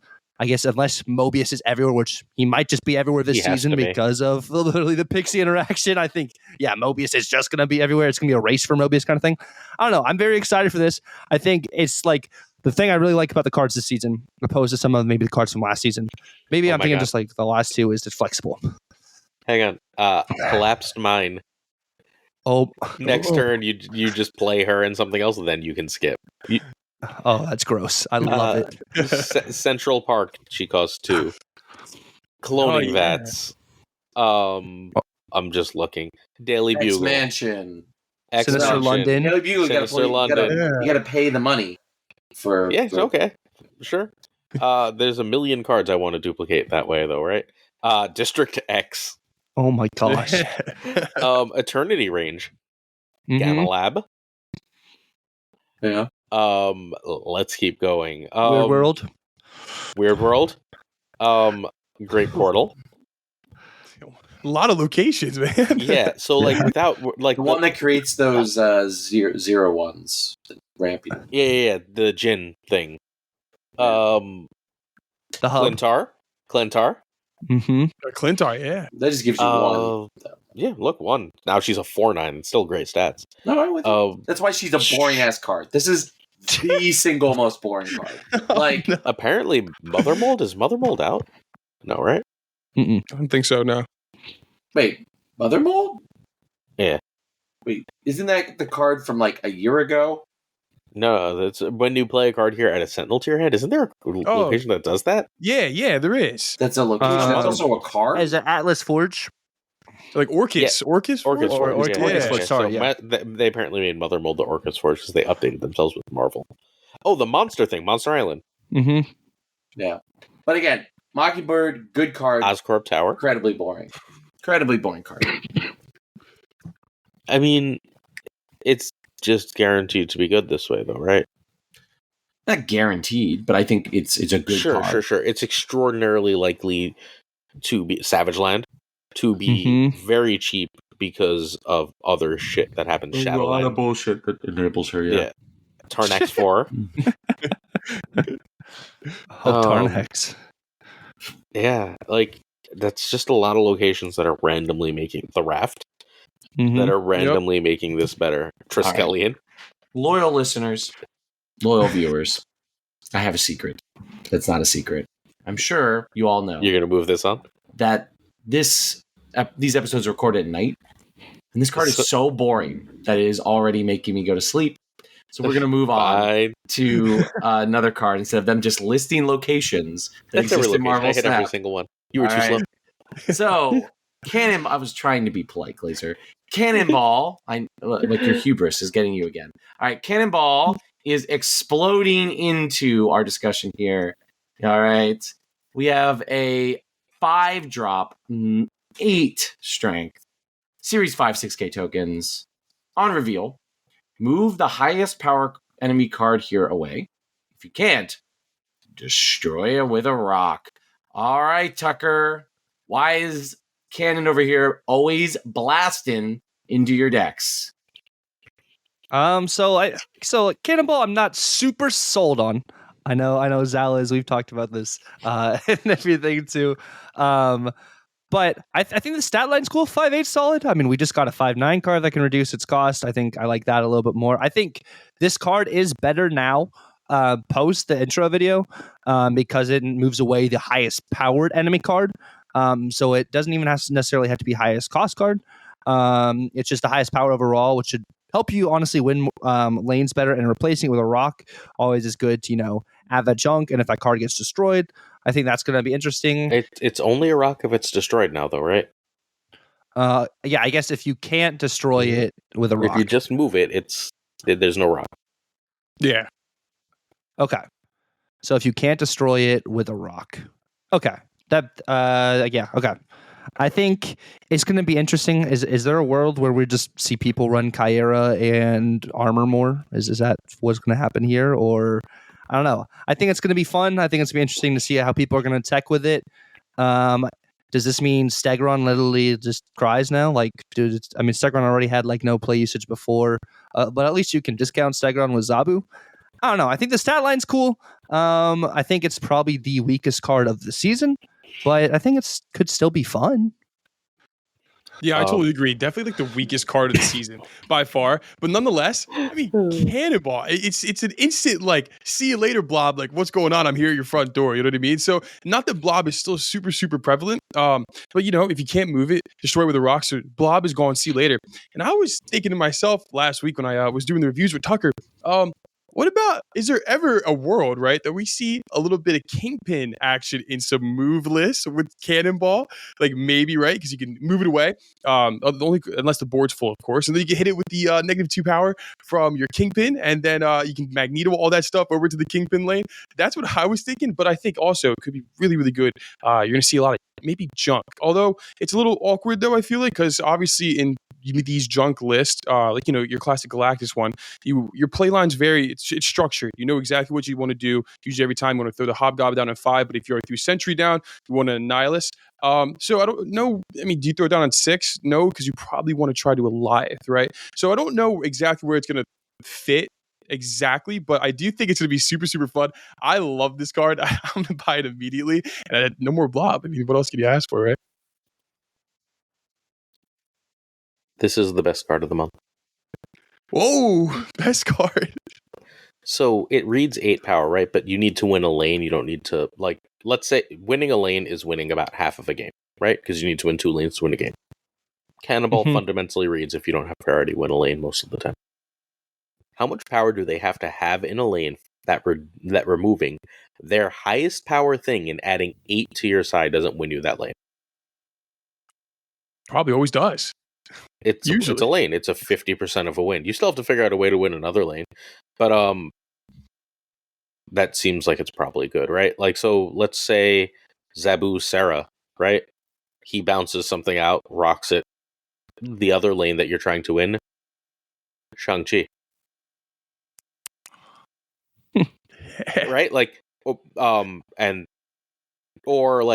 Just you go really, really tall in that other lane so that unless they're going completely stupid, they can't beat you. And read their lanes. Don't play it into the blob. Well, I guess play into the blob because blob can't move. Whatever other dumbest biggest thing is, right? Into their Devil Dino, right? Play it into the lane with the second biggest thing, then and that third lane on turn 5, you play your Devil Dino type shit. Right? Yeah. You play your stuff that's so big that they can't go over the top even if you punch their highest thing in there. And he's just a lane. He is easier to use Valkyrie. Yeah. There's almost I was he's bad. I thought he was terrible when he was Stegron. I think Stegron is terrible because Stegron hits that goddamn squirrel and you're just like, well, fuck my life, right? But like in a destroy deck, this hits null, right? Like if they're sticking null and Deadpool in one lane to counter Cannonball, you've won, right? Yeah. Yeah. And like a reasonable amount of the time, this is just going to punch null into that Deadpool lane. And now they've got that one lane with 7,000 power. Like, you just won a lane with an 8-drop. Yeah. And like you've got a real chance of like this in one lane or and without any extra setup except Sarah Shadow King in another. Right? Like this is, I think, a Sarah card most likely for me because of those types of combos. But I can also, after literally this conversation tonight, see it going really well with Pixie and Mobius. Like, right? Like if they can't cheat too much. Also really, really great if you can go wide. This might be really good with like Silky Smooth type move shit, where like you go off on Hope the turn before, and then like you got Cannonball plus, so you've got Cannonball to win one lane, and then you can do everything else with the extra energy in another lane. Like I think Cannonball is sick, and I was like literally the lowest person on earth on Cannonball, and someone, I think it was Lauren, but I could be wrong. I'm going to give Lauren credit just because I love Lauren. Said how different from Valkyrie is Cannonball, and then I went, wait, so let's pretend that I'm not trying to win 3 lanes. Let's pretend I'm trying to win 1 lane, which is like sometimes in a lot of games of Marvel Snap, 2 lanes are decided and you just need to win 1 lane, right? Yeah. How much power? Like if I punch away a Legion, he's now 5/15. And like usually, if I'm using him well and I'm blue and I have to throw priority, so maybe he's Ghost Friend, maybe not, right? Like that time will tell. But like if I'm trying to throw priority, I mean, an Eliath will beat him, right? But like I should be able to figure out where they have to play their big thing, and if I can figure out where they have to play their big thing, then he should win that lane like 90% of the time. And I can't think of another card like. I mean, Shang, right? Like, Shang is the other card that does that. Yeah. And he's probably not as good as Shang, because Shang will blow up 3 Hulks, right? But, like, now I'm comparing it to Shang-Chi, and that's a thing. So I think this card is sick. I could be wrong, right? Like, it's a pure theory craft. But it's just, he's not 8 power. He reads as 8 power, but he's 8 power plus whatever he gets rid of. In that lane. Like, not for the whole board, right? Because that power usually doesn't evaporate. It usually just goes elsewhere. But he's in that lane, he's 8 plus. I got rid of this. So for 1 lane, he's like often like 25 power. Steal a win. Yeah. Good with War Machine too. That could be a potential combo. Yeah. Pro X maybe too. I don't think so. that. Oh, go ahead. It works with Professor X really well. Sorry. Because Professor X, he can't punch things into Professor X lane, even if they played War Machine, because War Machine doesn't work for move. Yeah. So you can still punch something to death because of, like, Cannonball with Professor X. Well, you can also just, Professor X is your way to lock that 1 lane in that you win, and then Cannonball helps guarantees. Guarantees you the other one. I think Glazer, at the end, you hit it on the head. This is like a lockdown card if it's going to be good, because I think that, like, a lot of the ways Glazer was describing this card before is kind of a mid-range card. I actually think this is a really bad mid-range card, because, like, frequently I've seen in mid-range games, like, you're winning that. Yeah, Glazer's right. You're contesting 1 lane heavily, but you're not winning that first lane by a lot, right? And so kicking your opponent's 11 power Scar into, you know, if it lands in the wrong lane, like, you just now lost. Like, you're in the same situation that you were before, right? If it lands in the lane that your opponent's already winning, got it.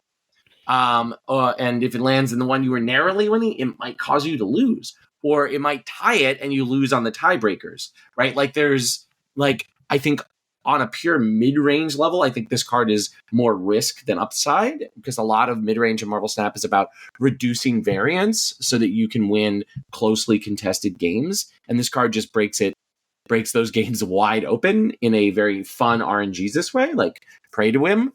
You know, he has risen, but we don't necessarily want that in our mid-range games. But I think in a lockdown strategy, I think this is a Spider-Man like effect that will frustrate people, where, like I play, decent little game in one of the lanes where we're going back and forth. Professor X in one of them, lock it in, and then Cannonball, boom, the lane that we were contesting together, and your biggest thing goes sideways. You better have a second big thing or you lose. In a similar way to Spider-Man. And so, yeah, I don't like this card. I'm just like every level. I don't think it really captures the character super well. Like, I guess, like the move part I like for the character, but the destroy it with a rock, I guess it's supposed to be him slamming people into the earth. Is that what that is? And leaving debris behind is very stupid. But there's enough, I think. The reason I think he works in mid-range is because mid-range isn't something that plays low power cards anymore. Like, where he slams something, you should have, like, a Gladiator and a Mockingbird and a, like, Ms. Marvel pumping them, right? Yeah, maybe. Like, that's not, like, that kind of thing isn't hard to do anymore. Like, you could have, like, a Cull in that location, right? Relatively easily.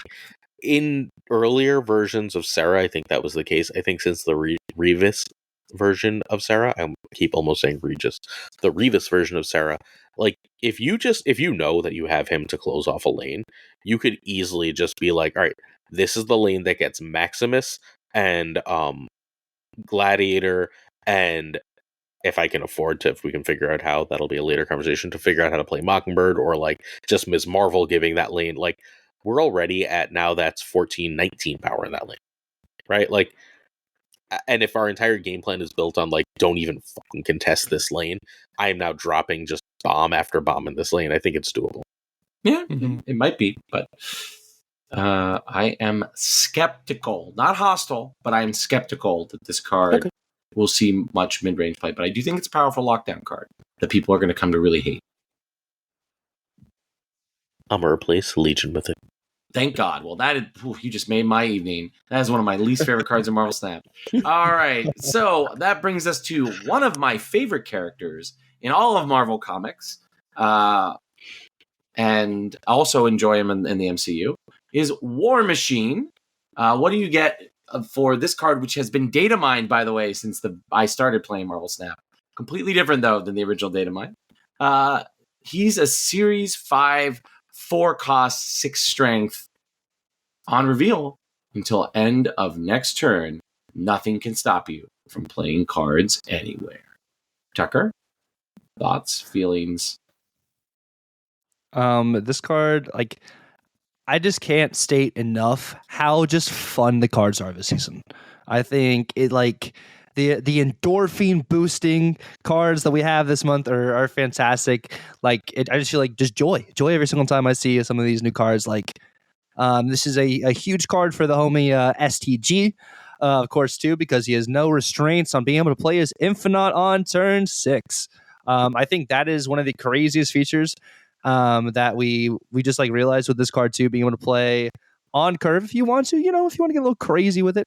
You play a War Machine on your little Hope Summers on turn 5. You could play an Infinite and Ebony Maw on turn 6. Kind of crazy. 27 power, just boom, shebang right there. But I think it's really cool to enable you to get into all sorts of other lanes too. So you do get that like sneaky Professor X thrown down on you from Scar or Sakaar, and you're like, man, I literally can't play this lane anymore. But War Machine's here, save the day. I think the stat line is also fantastic at a 4/6. A lot of our 4/6 cards we truly enjoy. Shout out to the homie Iron Lad. But I don't know. I just really like this card. I think it opens up the door. It's like another just great flexible card that you can kind of put into any list to enable you to play wherever. I mean, that's what the card deck says. But it's really cool. Also has some of the best variants in the game, which if you guys have not seen it, there's a Blueprint War Machine variant, which is also just so good. So good. It is chef's kiss. Absolutely perfect. But yeah, I'm just looking forward to it. I think it's really cool. Like, being able to get into any other lane is really, really good in this game, especially if you're playing a lockdown yourself. I think it enables you, if you're down against another lockdown in a matchup, it allows you to potentially dodge that Goliath on turn 6 if you don't have priority. So I think, I don't know, it just kind of opens up the door for all sorts of different combos and stuff, and it's just overall a solid card. Tucker hit it right in the head. I mean, literally everything I was going to say and more, right? But the thing I was thinking about it, I mean, this is going to be an absolute must-have. And I know we said that from a lot of these cards this season, maybe besides Cannonball. If you're going to skip on that, I totally get it. These cards are, again, so every single one of these can fit into so many different lists, and it's absolutely amazing. This ability is ridiculous. We did just figure out that the Infinite can be played, your Ebony Maul can be played, which is insanity, absolute insanity. And that Blueprint variant is amazing. So I'm definitely be ripping my keys for this season. I think it can fit well into its own lockdown. If you're running lockdown, you can have this in there in case someone throws in a fat cool Obsidian or a Scar down in a lockdown lane early or a Storm lane early that you have to get into. So you can use this to your own advantage. When this card comes out, you're going to have to run it. You're going to have to. And I think we're going to probably see some War Machine into a Galactus on Sanctum Sanctorum. It's going to happen. Someone's going to get a clip of it. It's going to happen. This card's going to be a blast. I can't say enough about it. It's 10 out of 10. Sign me up. I don't want to get too hyped. Grandmaster, I got super, super, super excited for. Wasn't my overall favorite card. It still put in work, but I'm freaking out about this one. This one's going to be an absolute blast. I think this card is very close to Hope Summers in the sense that it enables a lot of nonsense that people are really going to enjoy. It is also a lot like Jeff in that it like smooths out annoying aspects of variance in Marvel Snap. It's like, you hate Professor X, you can put Jeff and now War Machine in your deck, and Professor X will not really bother you as much in many games, right? And I think Tuccrr and Zach talking about the variants is totally on point. This is also an incredibly boring mid-range card. And like Hope Summers, it fills both roles. So for me, I think this is another must buy. Besides the fact that like I just really love this character, and I like, kind of want the card for those reasons. And also like he's a great card to invest in because like Iron Man family characters always get the best variants because like Iron Man suits can be anything and everything. So like Rescue, Iron Man, and now War Machine all have some of the best variants in the game. And I don't think that's going to change. Just like Iron Man consistently has like one of the best costumes in Marvel, and particularly in the post like 2000s era. It's just because the suit can be redesigned in so many different ways. So like I think this is holistically probably the best card of the month. Like from a pure value perspective, up there with Hope. So if whatever your Marvel Snap currencies are, you should probably spend it on those two things. Your credit card on Hope, your caches on War Machine. And I will be joining you. I will be opening Spotlight caches because he's also, if I remember correctly, paired with some really cool cards that I don't have. I think he's paired, isn't he paired with Silver Silk and Samurai. Silver Samurai? Yeah. Mhm. Don't get either of Don't those have cards. Silk? No. Silk's so good. All right. Well, I'll have her at the end of the month, Glazer. So True. he feels like Mobius to me. Where like there's Marvel Snap before Mobius and after Mobius. Where like when you have Mobius in a deck, you are allowed to cheat. You're allowed to cheat when your opponent tries to do certain things.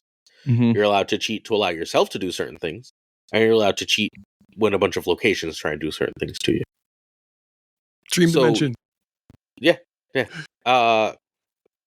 Like Mobius wins you Dream Dimension games or wins you Elysium games, right? Or like it lets you safely play your Sarah and them like, right? Like just little things like that, right? Like where like War Machine does the same thing, right? Like it lets you play into that Sanctum Sanctorum or the really, really annoying one that lets you not play on anything from 3 to 5. Miniaturized Lab. Like that kind of thing. It lets you cheat locations. It lets you cheat when your opponent wants a Professor X or Storm you, and it lets you cheat. Well, Storm just dies, right? Like this card just kills Storm. I think Professor X actually lives more than people think. But and it lets you cheat because Infinite and Ebony Maw are cards. So like it's a cheating card, and it cheats in all 3 aspects of the game: the locations, you, and your opponent, much the same way Mobius does, and that's extraordinarily rare. Like I think it's just sort of this and Mobius that do like all of the things. I mean, I guess Luke to some extent. No, yeah, Luke would be the third, I guess, right? Because Luke stops your opponent's bullshit, lets you play some. Jeff doesn't mess with your opponent's bullshit. I guess it does to some Professor extent. X. Yeah. Okay, Jeff. Spider-Man. Yeah. Spider-Man Okay. did the things that he did. Yeah. The old Spider-Man, yes, for sure. Yeah. Okay. So Professor X, I think less so because Professor X does it for both sides, right? Whereas War Machine says, no, I can cheat, you can't cheat. Yeah. But yeah, like it's the I can cheat and you can't unless you play this card too that I think makes it so special. There's a few of them, not many at all. But like that War Machine is one, means that he's guaranteed to be, even if he's not as great as everyone thinks, he's always going to be important because he's always like a failsafe.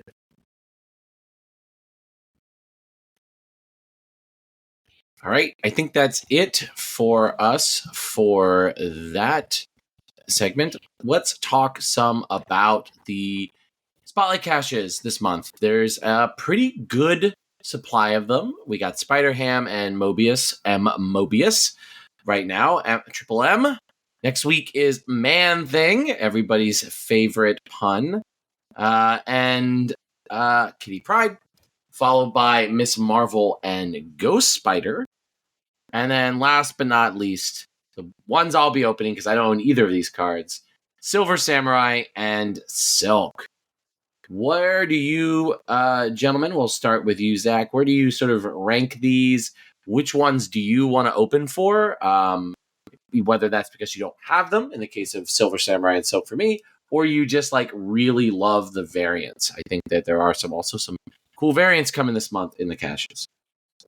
I definitely think this week is super, super strong. It might even be the strongest week to open up your caches, and especially that Mobius variant is absolutely fantastic. That's currently in rotation right now. Spider-Ham's super viable in a lot of decks. Hitting a Hela is game-changing. Hitting an Infinite is horrible, but nonetheless, I mean, still absolutely fantastic. Mobius, a necessity currently right now. If you're going to any deck like a Loki counters, Zabu, no, Sarah, see you later. Mobius is so, so strong, and it had the location benefits as well. Elysium, as we talked about, and all those cost reduction locations, Dream Dimension. This week is super, super strong. If you're going to open your keys, I think it's this week. I have all these cards, but when it comes to variants, I believe, isn't it the Man-Thing Bronze Age? It's a comic book variant that's coming out, which is awesome. It's so, so cool.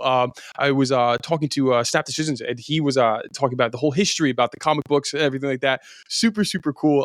Definitely gonna open up for that. And then the Kitty Pryde is the sewer. In the sewer, that one is also great. And all these cards are so fantastic. Miss Marvel, a S tier card, seriously so amazing. As an avid move player, I'm a huge, huge Ghost Spider fan. That variant is beautiful. Check that one out if you haven't seen that one. And Silver Samurai is getting a lot of play. We're seeing a lot of people run, especially in these discard lists, where it's getting rid of these big, big chunky cards, like your block and those lower end cards that stack up, which is fantastic. I'm glad we're starting to see some type of Silver Samurai action. I love them. I used them in the beginning for a little while with Dawkins. That was a great time. I haven't used them since, so maybe I gotta start trying them out again. And then Silk, classic. You need Silk, so amazing. Every single one of these cards have some type of viability. Even including Kitty Pryde with the whole Hope Summer thing. Now that has some type of stance. So this month is going to be fantastic. It's hard to save your keys or even know which one to get. I definitely think Miss Marvel, absolute necessity you need, and Mobius are going to be two ones that I would totally recommend that you get. To add one quick thing before Tucker says, I will say that the Ghost Spider variant and the Spotlight class exclusive Mockingbird variants might be two of the ugliest variants that Marvel Snap has. I like the Ghost Spider. It's supposed to look like pornography, man. Like it's like the worst kind of Greg Land art that I've seen in like a while in Marvel Snap. I'm going to look. Maybe I don't remember. It's a little too thirsty. I don't even remember being thirsty at all. It's thirsty, bro. Is it? I'm going back to look. Maybe I just have a different Ghost Spider variant in my head. It's pretty bad. Anyway, Tucker, while Glazer is going to shock himself, or need a glass of water, whichever it could be. What do you think of that this month? So I honestly think like some of the Spotlight variants are really cool. That is much. Sorry, yeah, I apparently did not actually. I just like the colors. Okay, colors are great. Go ahead, Tucker. I think honestly, if I were to look at the Spotlights and rank them overall, I think week 3 is the best spotlight for people who do not have the cards and for cards that have immediate value into the game if you were to open. I think like this week is cool because you get the Disrupt with Spider-Ham, you get the Mobius, and Mobius is going to be a staple for the rest of the season. But that's 2 Series 4 cards. And like, I don't know, about like whenever there's like more than one Series 4 card in spotlights, it just feels like a feels bad moment to me. I feel like if you're spending your spotlight caches, I want it to have as much opportunity to hit the Series 5. I mean, I guess you technically could if you don't own every card, and then you're not going to get hit with 1,000 tokens. But if you are complete, then you're just going to get hit with 1,000 tokens, and that's also a feels bad moment. I am excited that they did change the Kitty Pride. It's no longer the Kitty Pride coming out of X Mansion. It's the Gala Kitty Pride, and I think that's going to be pretty cool. I do like that variant, but I think the immediate value you get opening in week 3, if you don't have Miss Marvel, it's a season pass card. It's the first time Miss Marvel has been in spotlights, so a good opportunity there. I think also the variant's cool. I think the original variant with the bubblegum is better, but it's still pretty good variant nonetheless. Ghost Spider, it's 2 season pass cards. 2 season pass cards in spotlights.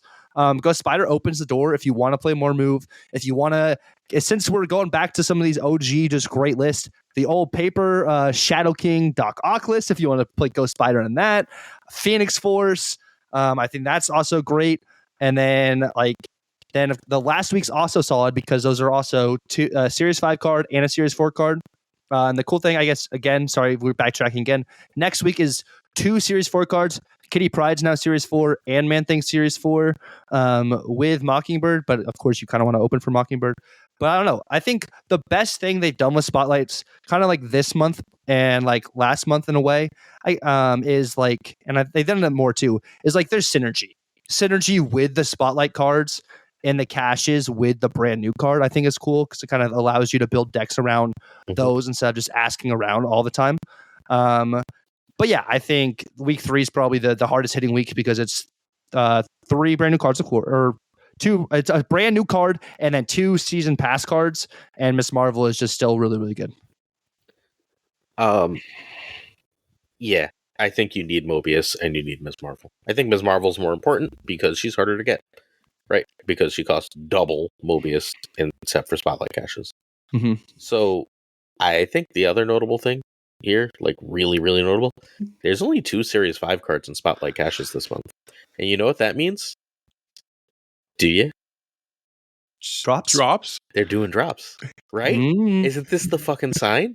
Yeah. That all of a sudden, every Series 4 card? The tea leaves.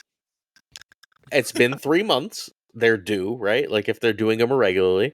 This is a month after when it should be regular. Yep. Last season was all Series 5 too, so it has to be coming. It just feels like they're setting us up. Mm-hmm. I wonder who gets dropped though. I would bet Lady Deathstrike? Not these cards. Right? Oh, like, yeah. My working guess is like maybe one of these cards, but mostly not these cards. Because they don't want to just be like, I got them. Right? Like, I mean, sometimes they do. They do. I mean, like Howard. Like, now that Darkhawk is 5/4, probably finally Darkhawk. Yep. Yeah, probably Darkhawk. I'm super glad I got that. You know what? I don't regret that Howard the Duck Thanos variant that I got opening that week. I have every Howard variant in the game. Yes. I don't play Howard. I don't want them all. I just have them. I wanted even the ultimate one. Does Howard have an No. ultimate one? I don't know if he has an ultimate one. No. I have the hip, I have the rain one, and I have the Infinity Gauntlet. I think that's all there are. That Infinity Gauntlet one is just, again, real smooth. You should see the rain one animated. The rain one animated is gorgeous. And then the hip is just a hip. But whatever. It's a pretty good but hip. I'd assume that like we're getting some drops. Is like what this sure looks like to me. You have Tentacle Howard? Do you have the Tentacle Howard? No, I'm one Howard short of complete. You got me. Well, Howard. The revelation that Glazer is not Howard complete, I think, brings us to our next segment, which we're kind of already in, which is new season thoughts. All right, Tuccrr, any general thoughts about this season? We've already talked about series drops returning and Glazer pouring his tea out and reading the leaves and all that stuff. So, what changes do you want to see to the metagame? What are you thinking about the patch that's coming out? And give this season a sort of rating of excitement.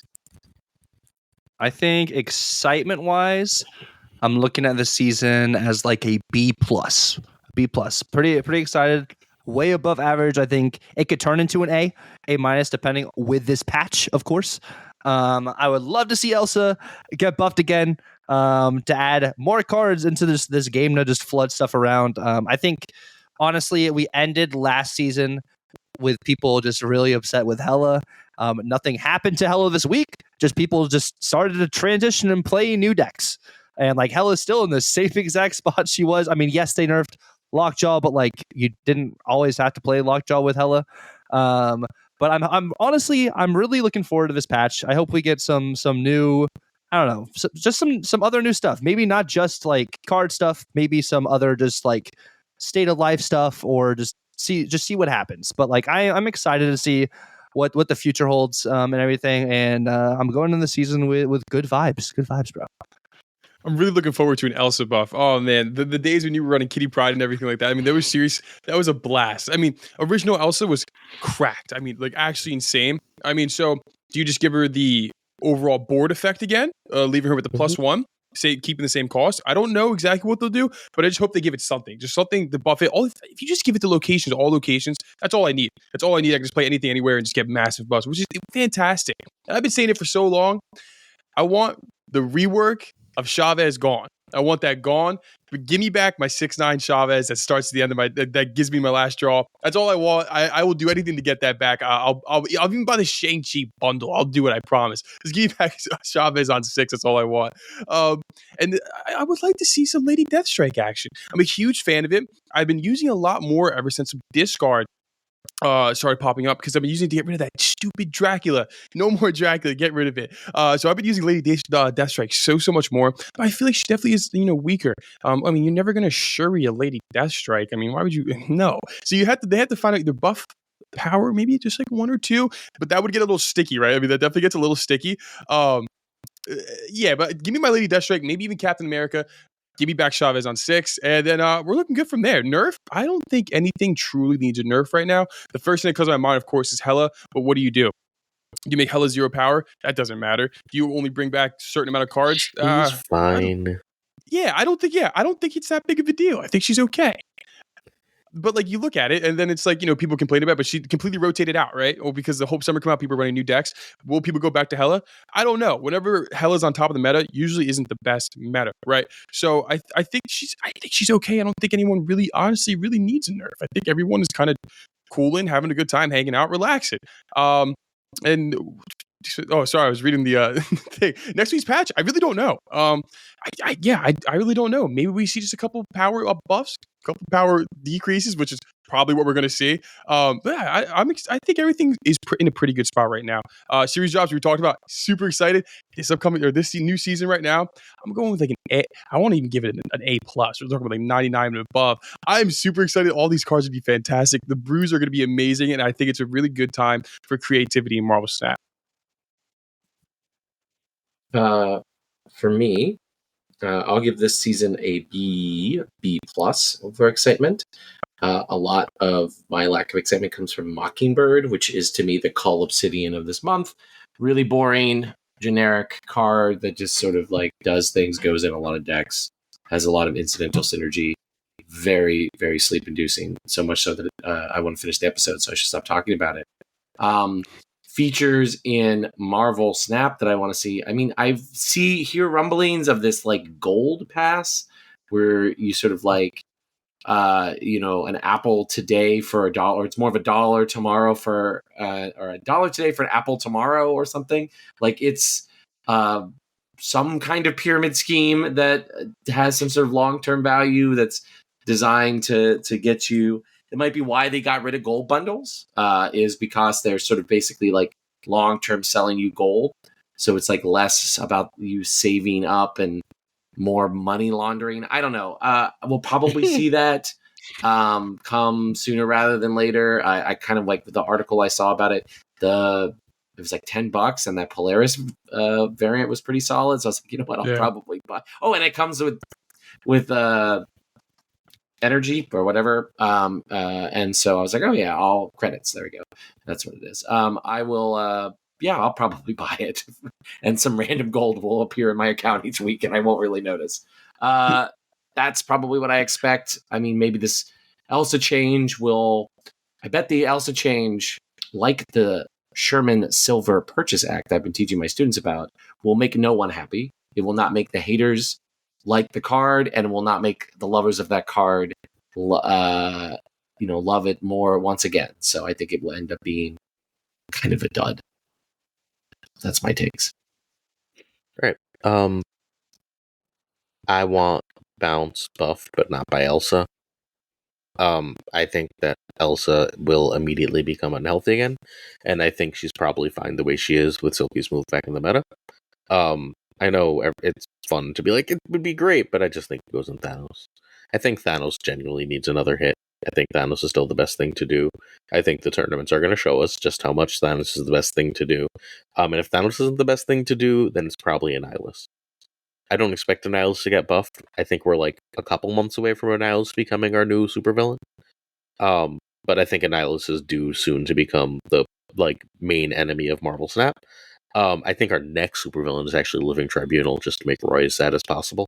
But I'm pretty sure that at some point that's good. For 2 of the last 3 months, the most played deck post Infinite was a Tribunal deck. It was the negative one last season, and then 2 seasons before that. And Hellinger keeps breaking the fucking game. Yep. So that it's the most played deck is probably even if its win rate isn't the highest, going to just make it the villain in much the same way that Galactus became the villain when it wasn't the highest win rate thing, is where my working assumption is going. Do they pre-weaken that by taking a piece away? Wouldn't shock me, because they just gave it pieces in both Pixie and Hope. So it wouldn't shock me if they tried to weaken another piece. I'm not sure exactly what that looks like. Maybe the long-awaited Iron Lad nerf finally happens, and they drop it to Series 4.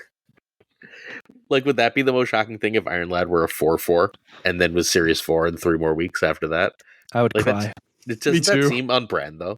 Yes. Right? It just seems like exactly what they would do. And then also them nerfing a deck that folds to something that if people start playing regularly, it doesn't do anything. The deck. My favorite passive aggressive Glenn thing, and I need to message Glenn about this because I keep meaning to and keep forgetting, is Glenn literally fucking sharing a negative deck that beats Hela to be shut up and just fucking beat Hela.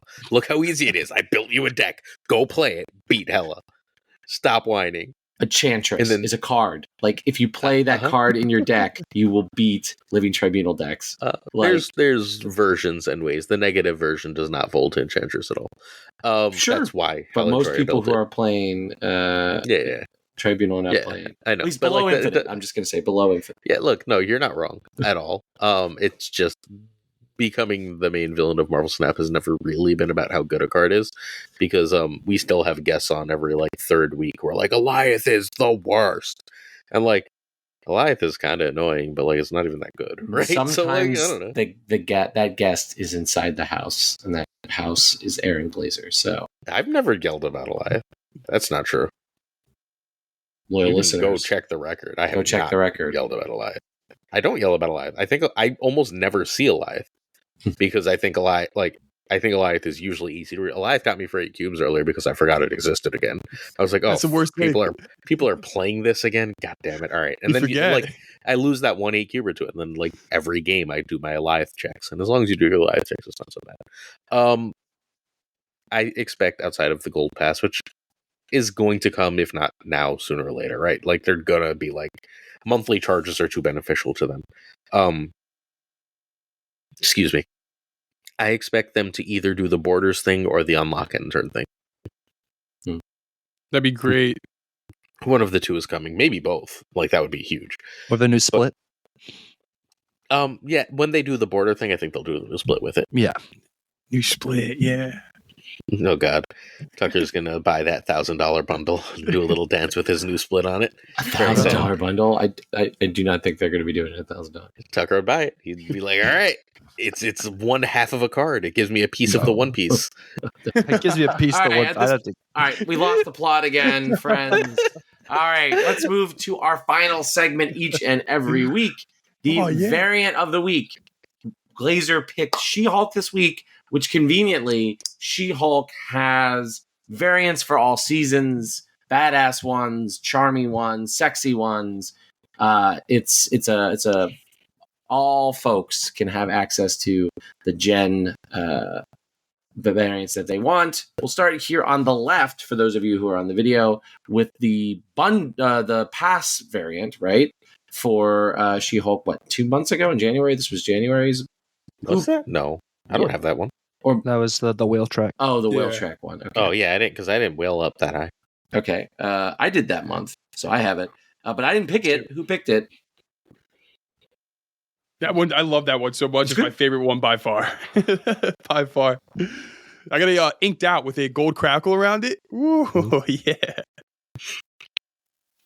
Okay. I think it's really great. It's actiony. I like actiony variants. It's a good variant. Like, it's my third favorite that I own. I actually own a lot of She-Hulk variants, so it's my third favorite. I have it split a couple of times. I like it. My favorite She-Hulk variant that I own is the middle one, but I did not pick it. Who picked that? Who picked? I love Peach Momoko art. Peach Momoko and Kim Jacinto are my second and third favorite artists in the game in some order. There is no Dan Hip She-Hulk. Therefore, I went with the Peach Momoko, which I have gold. I don't actually have full sparkles on anything. I don't have the attention span to do that. So actually, that's not true. I guess I have Thanos, but outside of Thanos, I don't have a gold with really cool Kirby. So She-Hulk is just nice and gold and sparkly and wonderful. And this is my favorite She-Hulk variant. I think Peach Momoko art is pretty universally great. She has very few pieces of art I don't love.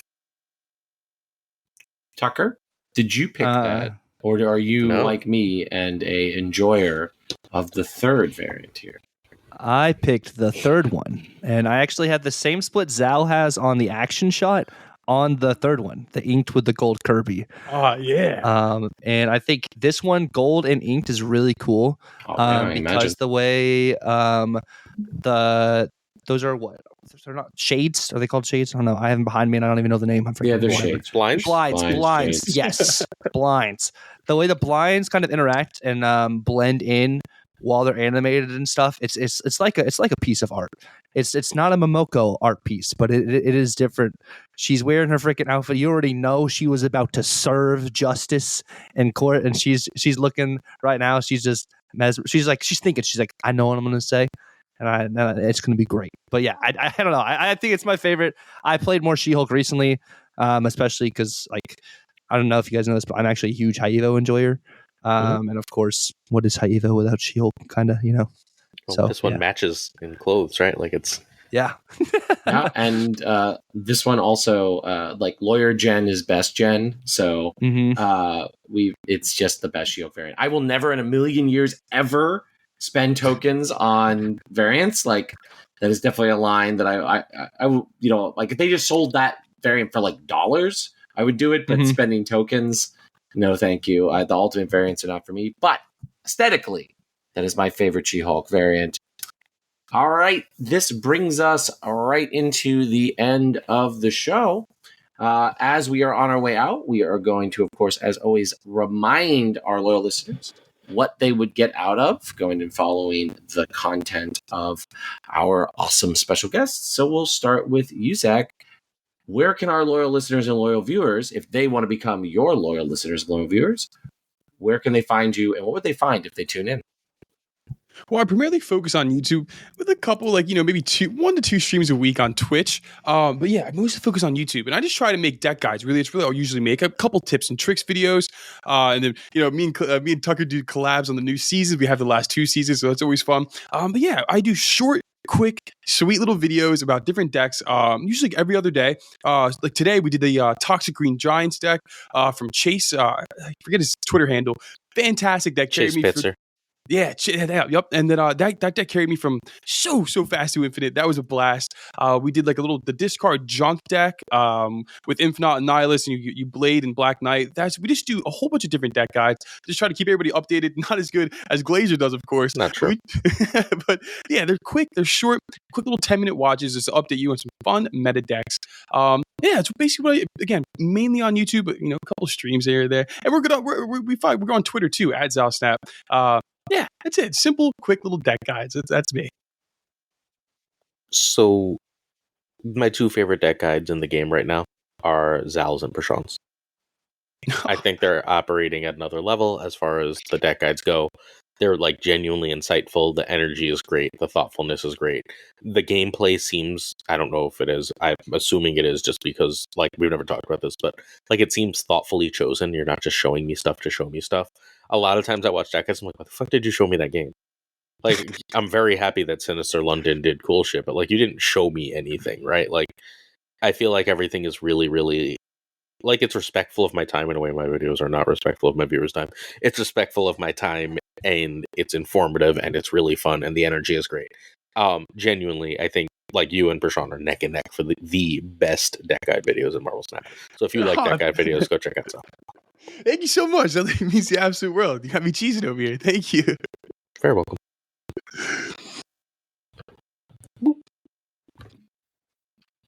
Tuck, you're up. Also, I just want to say, sidebar. Yeah, definitely, guys. If you guys have never heard of Zal before, then you guys are freaking missing out. Definitely check this man out. Fantastic content. Even if it's just like a normal day of the week, a Zal video will put a smile on your face, help you get through the day. But yeah, definitely check it out. My hard sell. It may not sound like it on a podcast. I don't know what it is. My energy is kind of distorted sometimes, but super high energy Marvel Snap content every single night. I'd say probably just about every single night.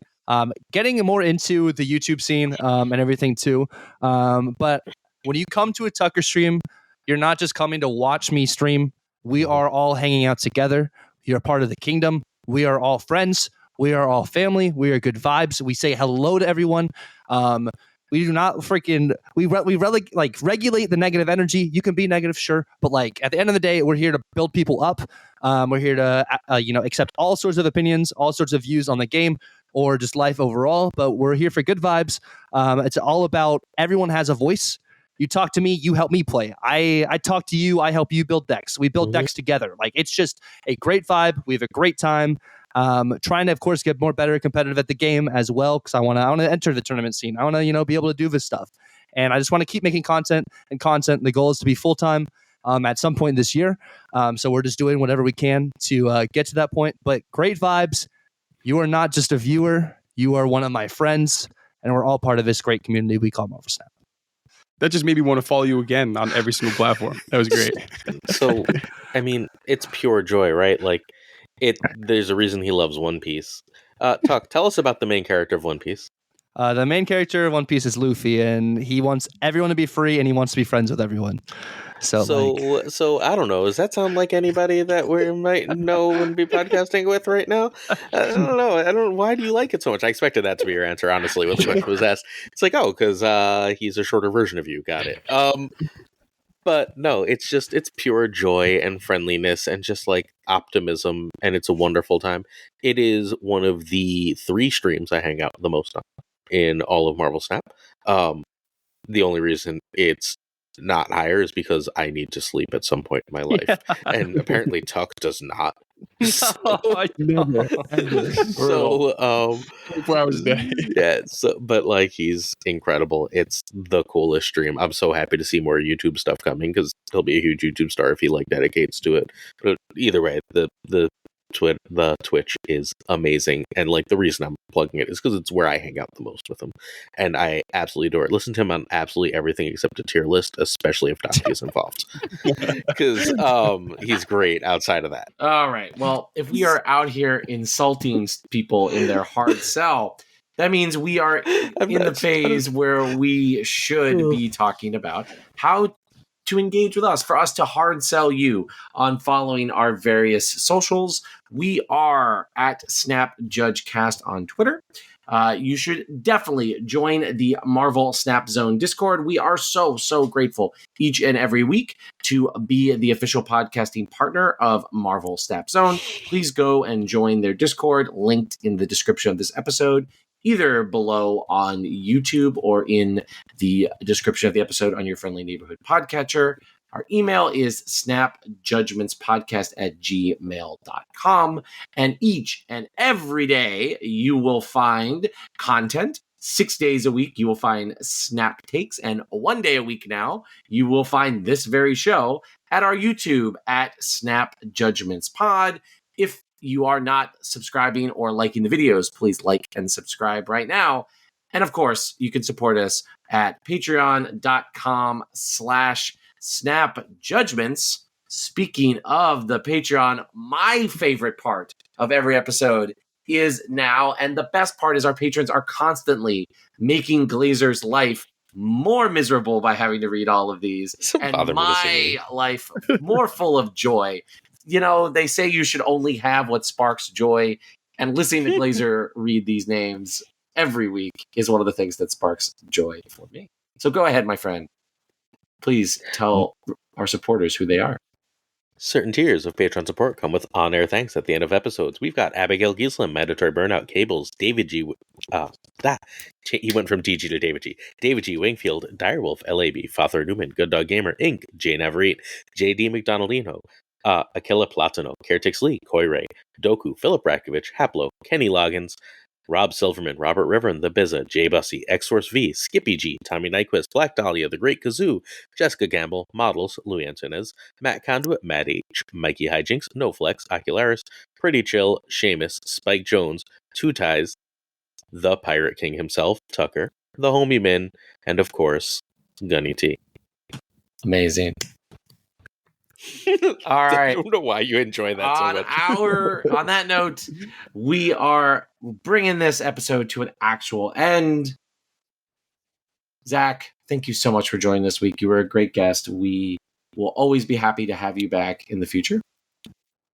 Oh, it's just such a blast. Seriously, like I've been waiting for this for so long. Like I'm so excited this happened. Like, all thanks to you guys. I mean, seriously, I could not be more ecstatic to be here and super appreciative for you guys having me on. Thank you, especially with the man Tuccrr himself. So that's always a blast too, right? Yes, Tuccrr. Like with last week, was it last week's guest? We also had a 3-timer join us, or was that 2 weeks ago, Glazer? Yes. Maybe. The 3-time Snap Judgment jacket is in the mail for you, Tuccrr. You may get lost or not exist, but it is in the mail for you, my friend. Thank you so much for joining us, not once, not twice, but 3 times, and we'd be unbelievably happy to have you back. Yo, thank you guys so much for having me again. As soon as I heard Zal was in the pod, I was like, I gotta get on the pod with the GOAT. I got to.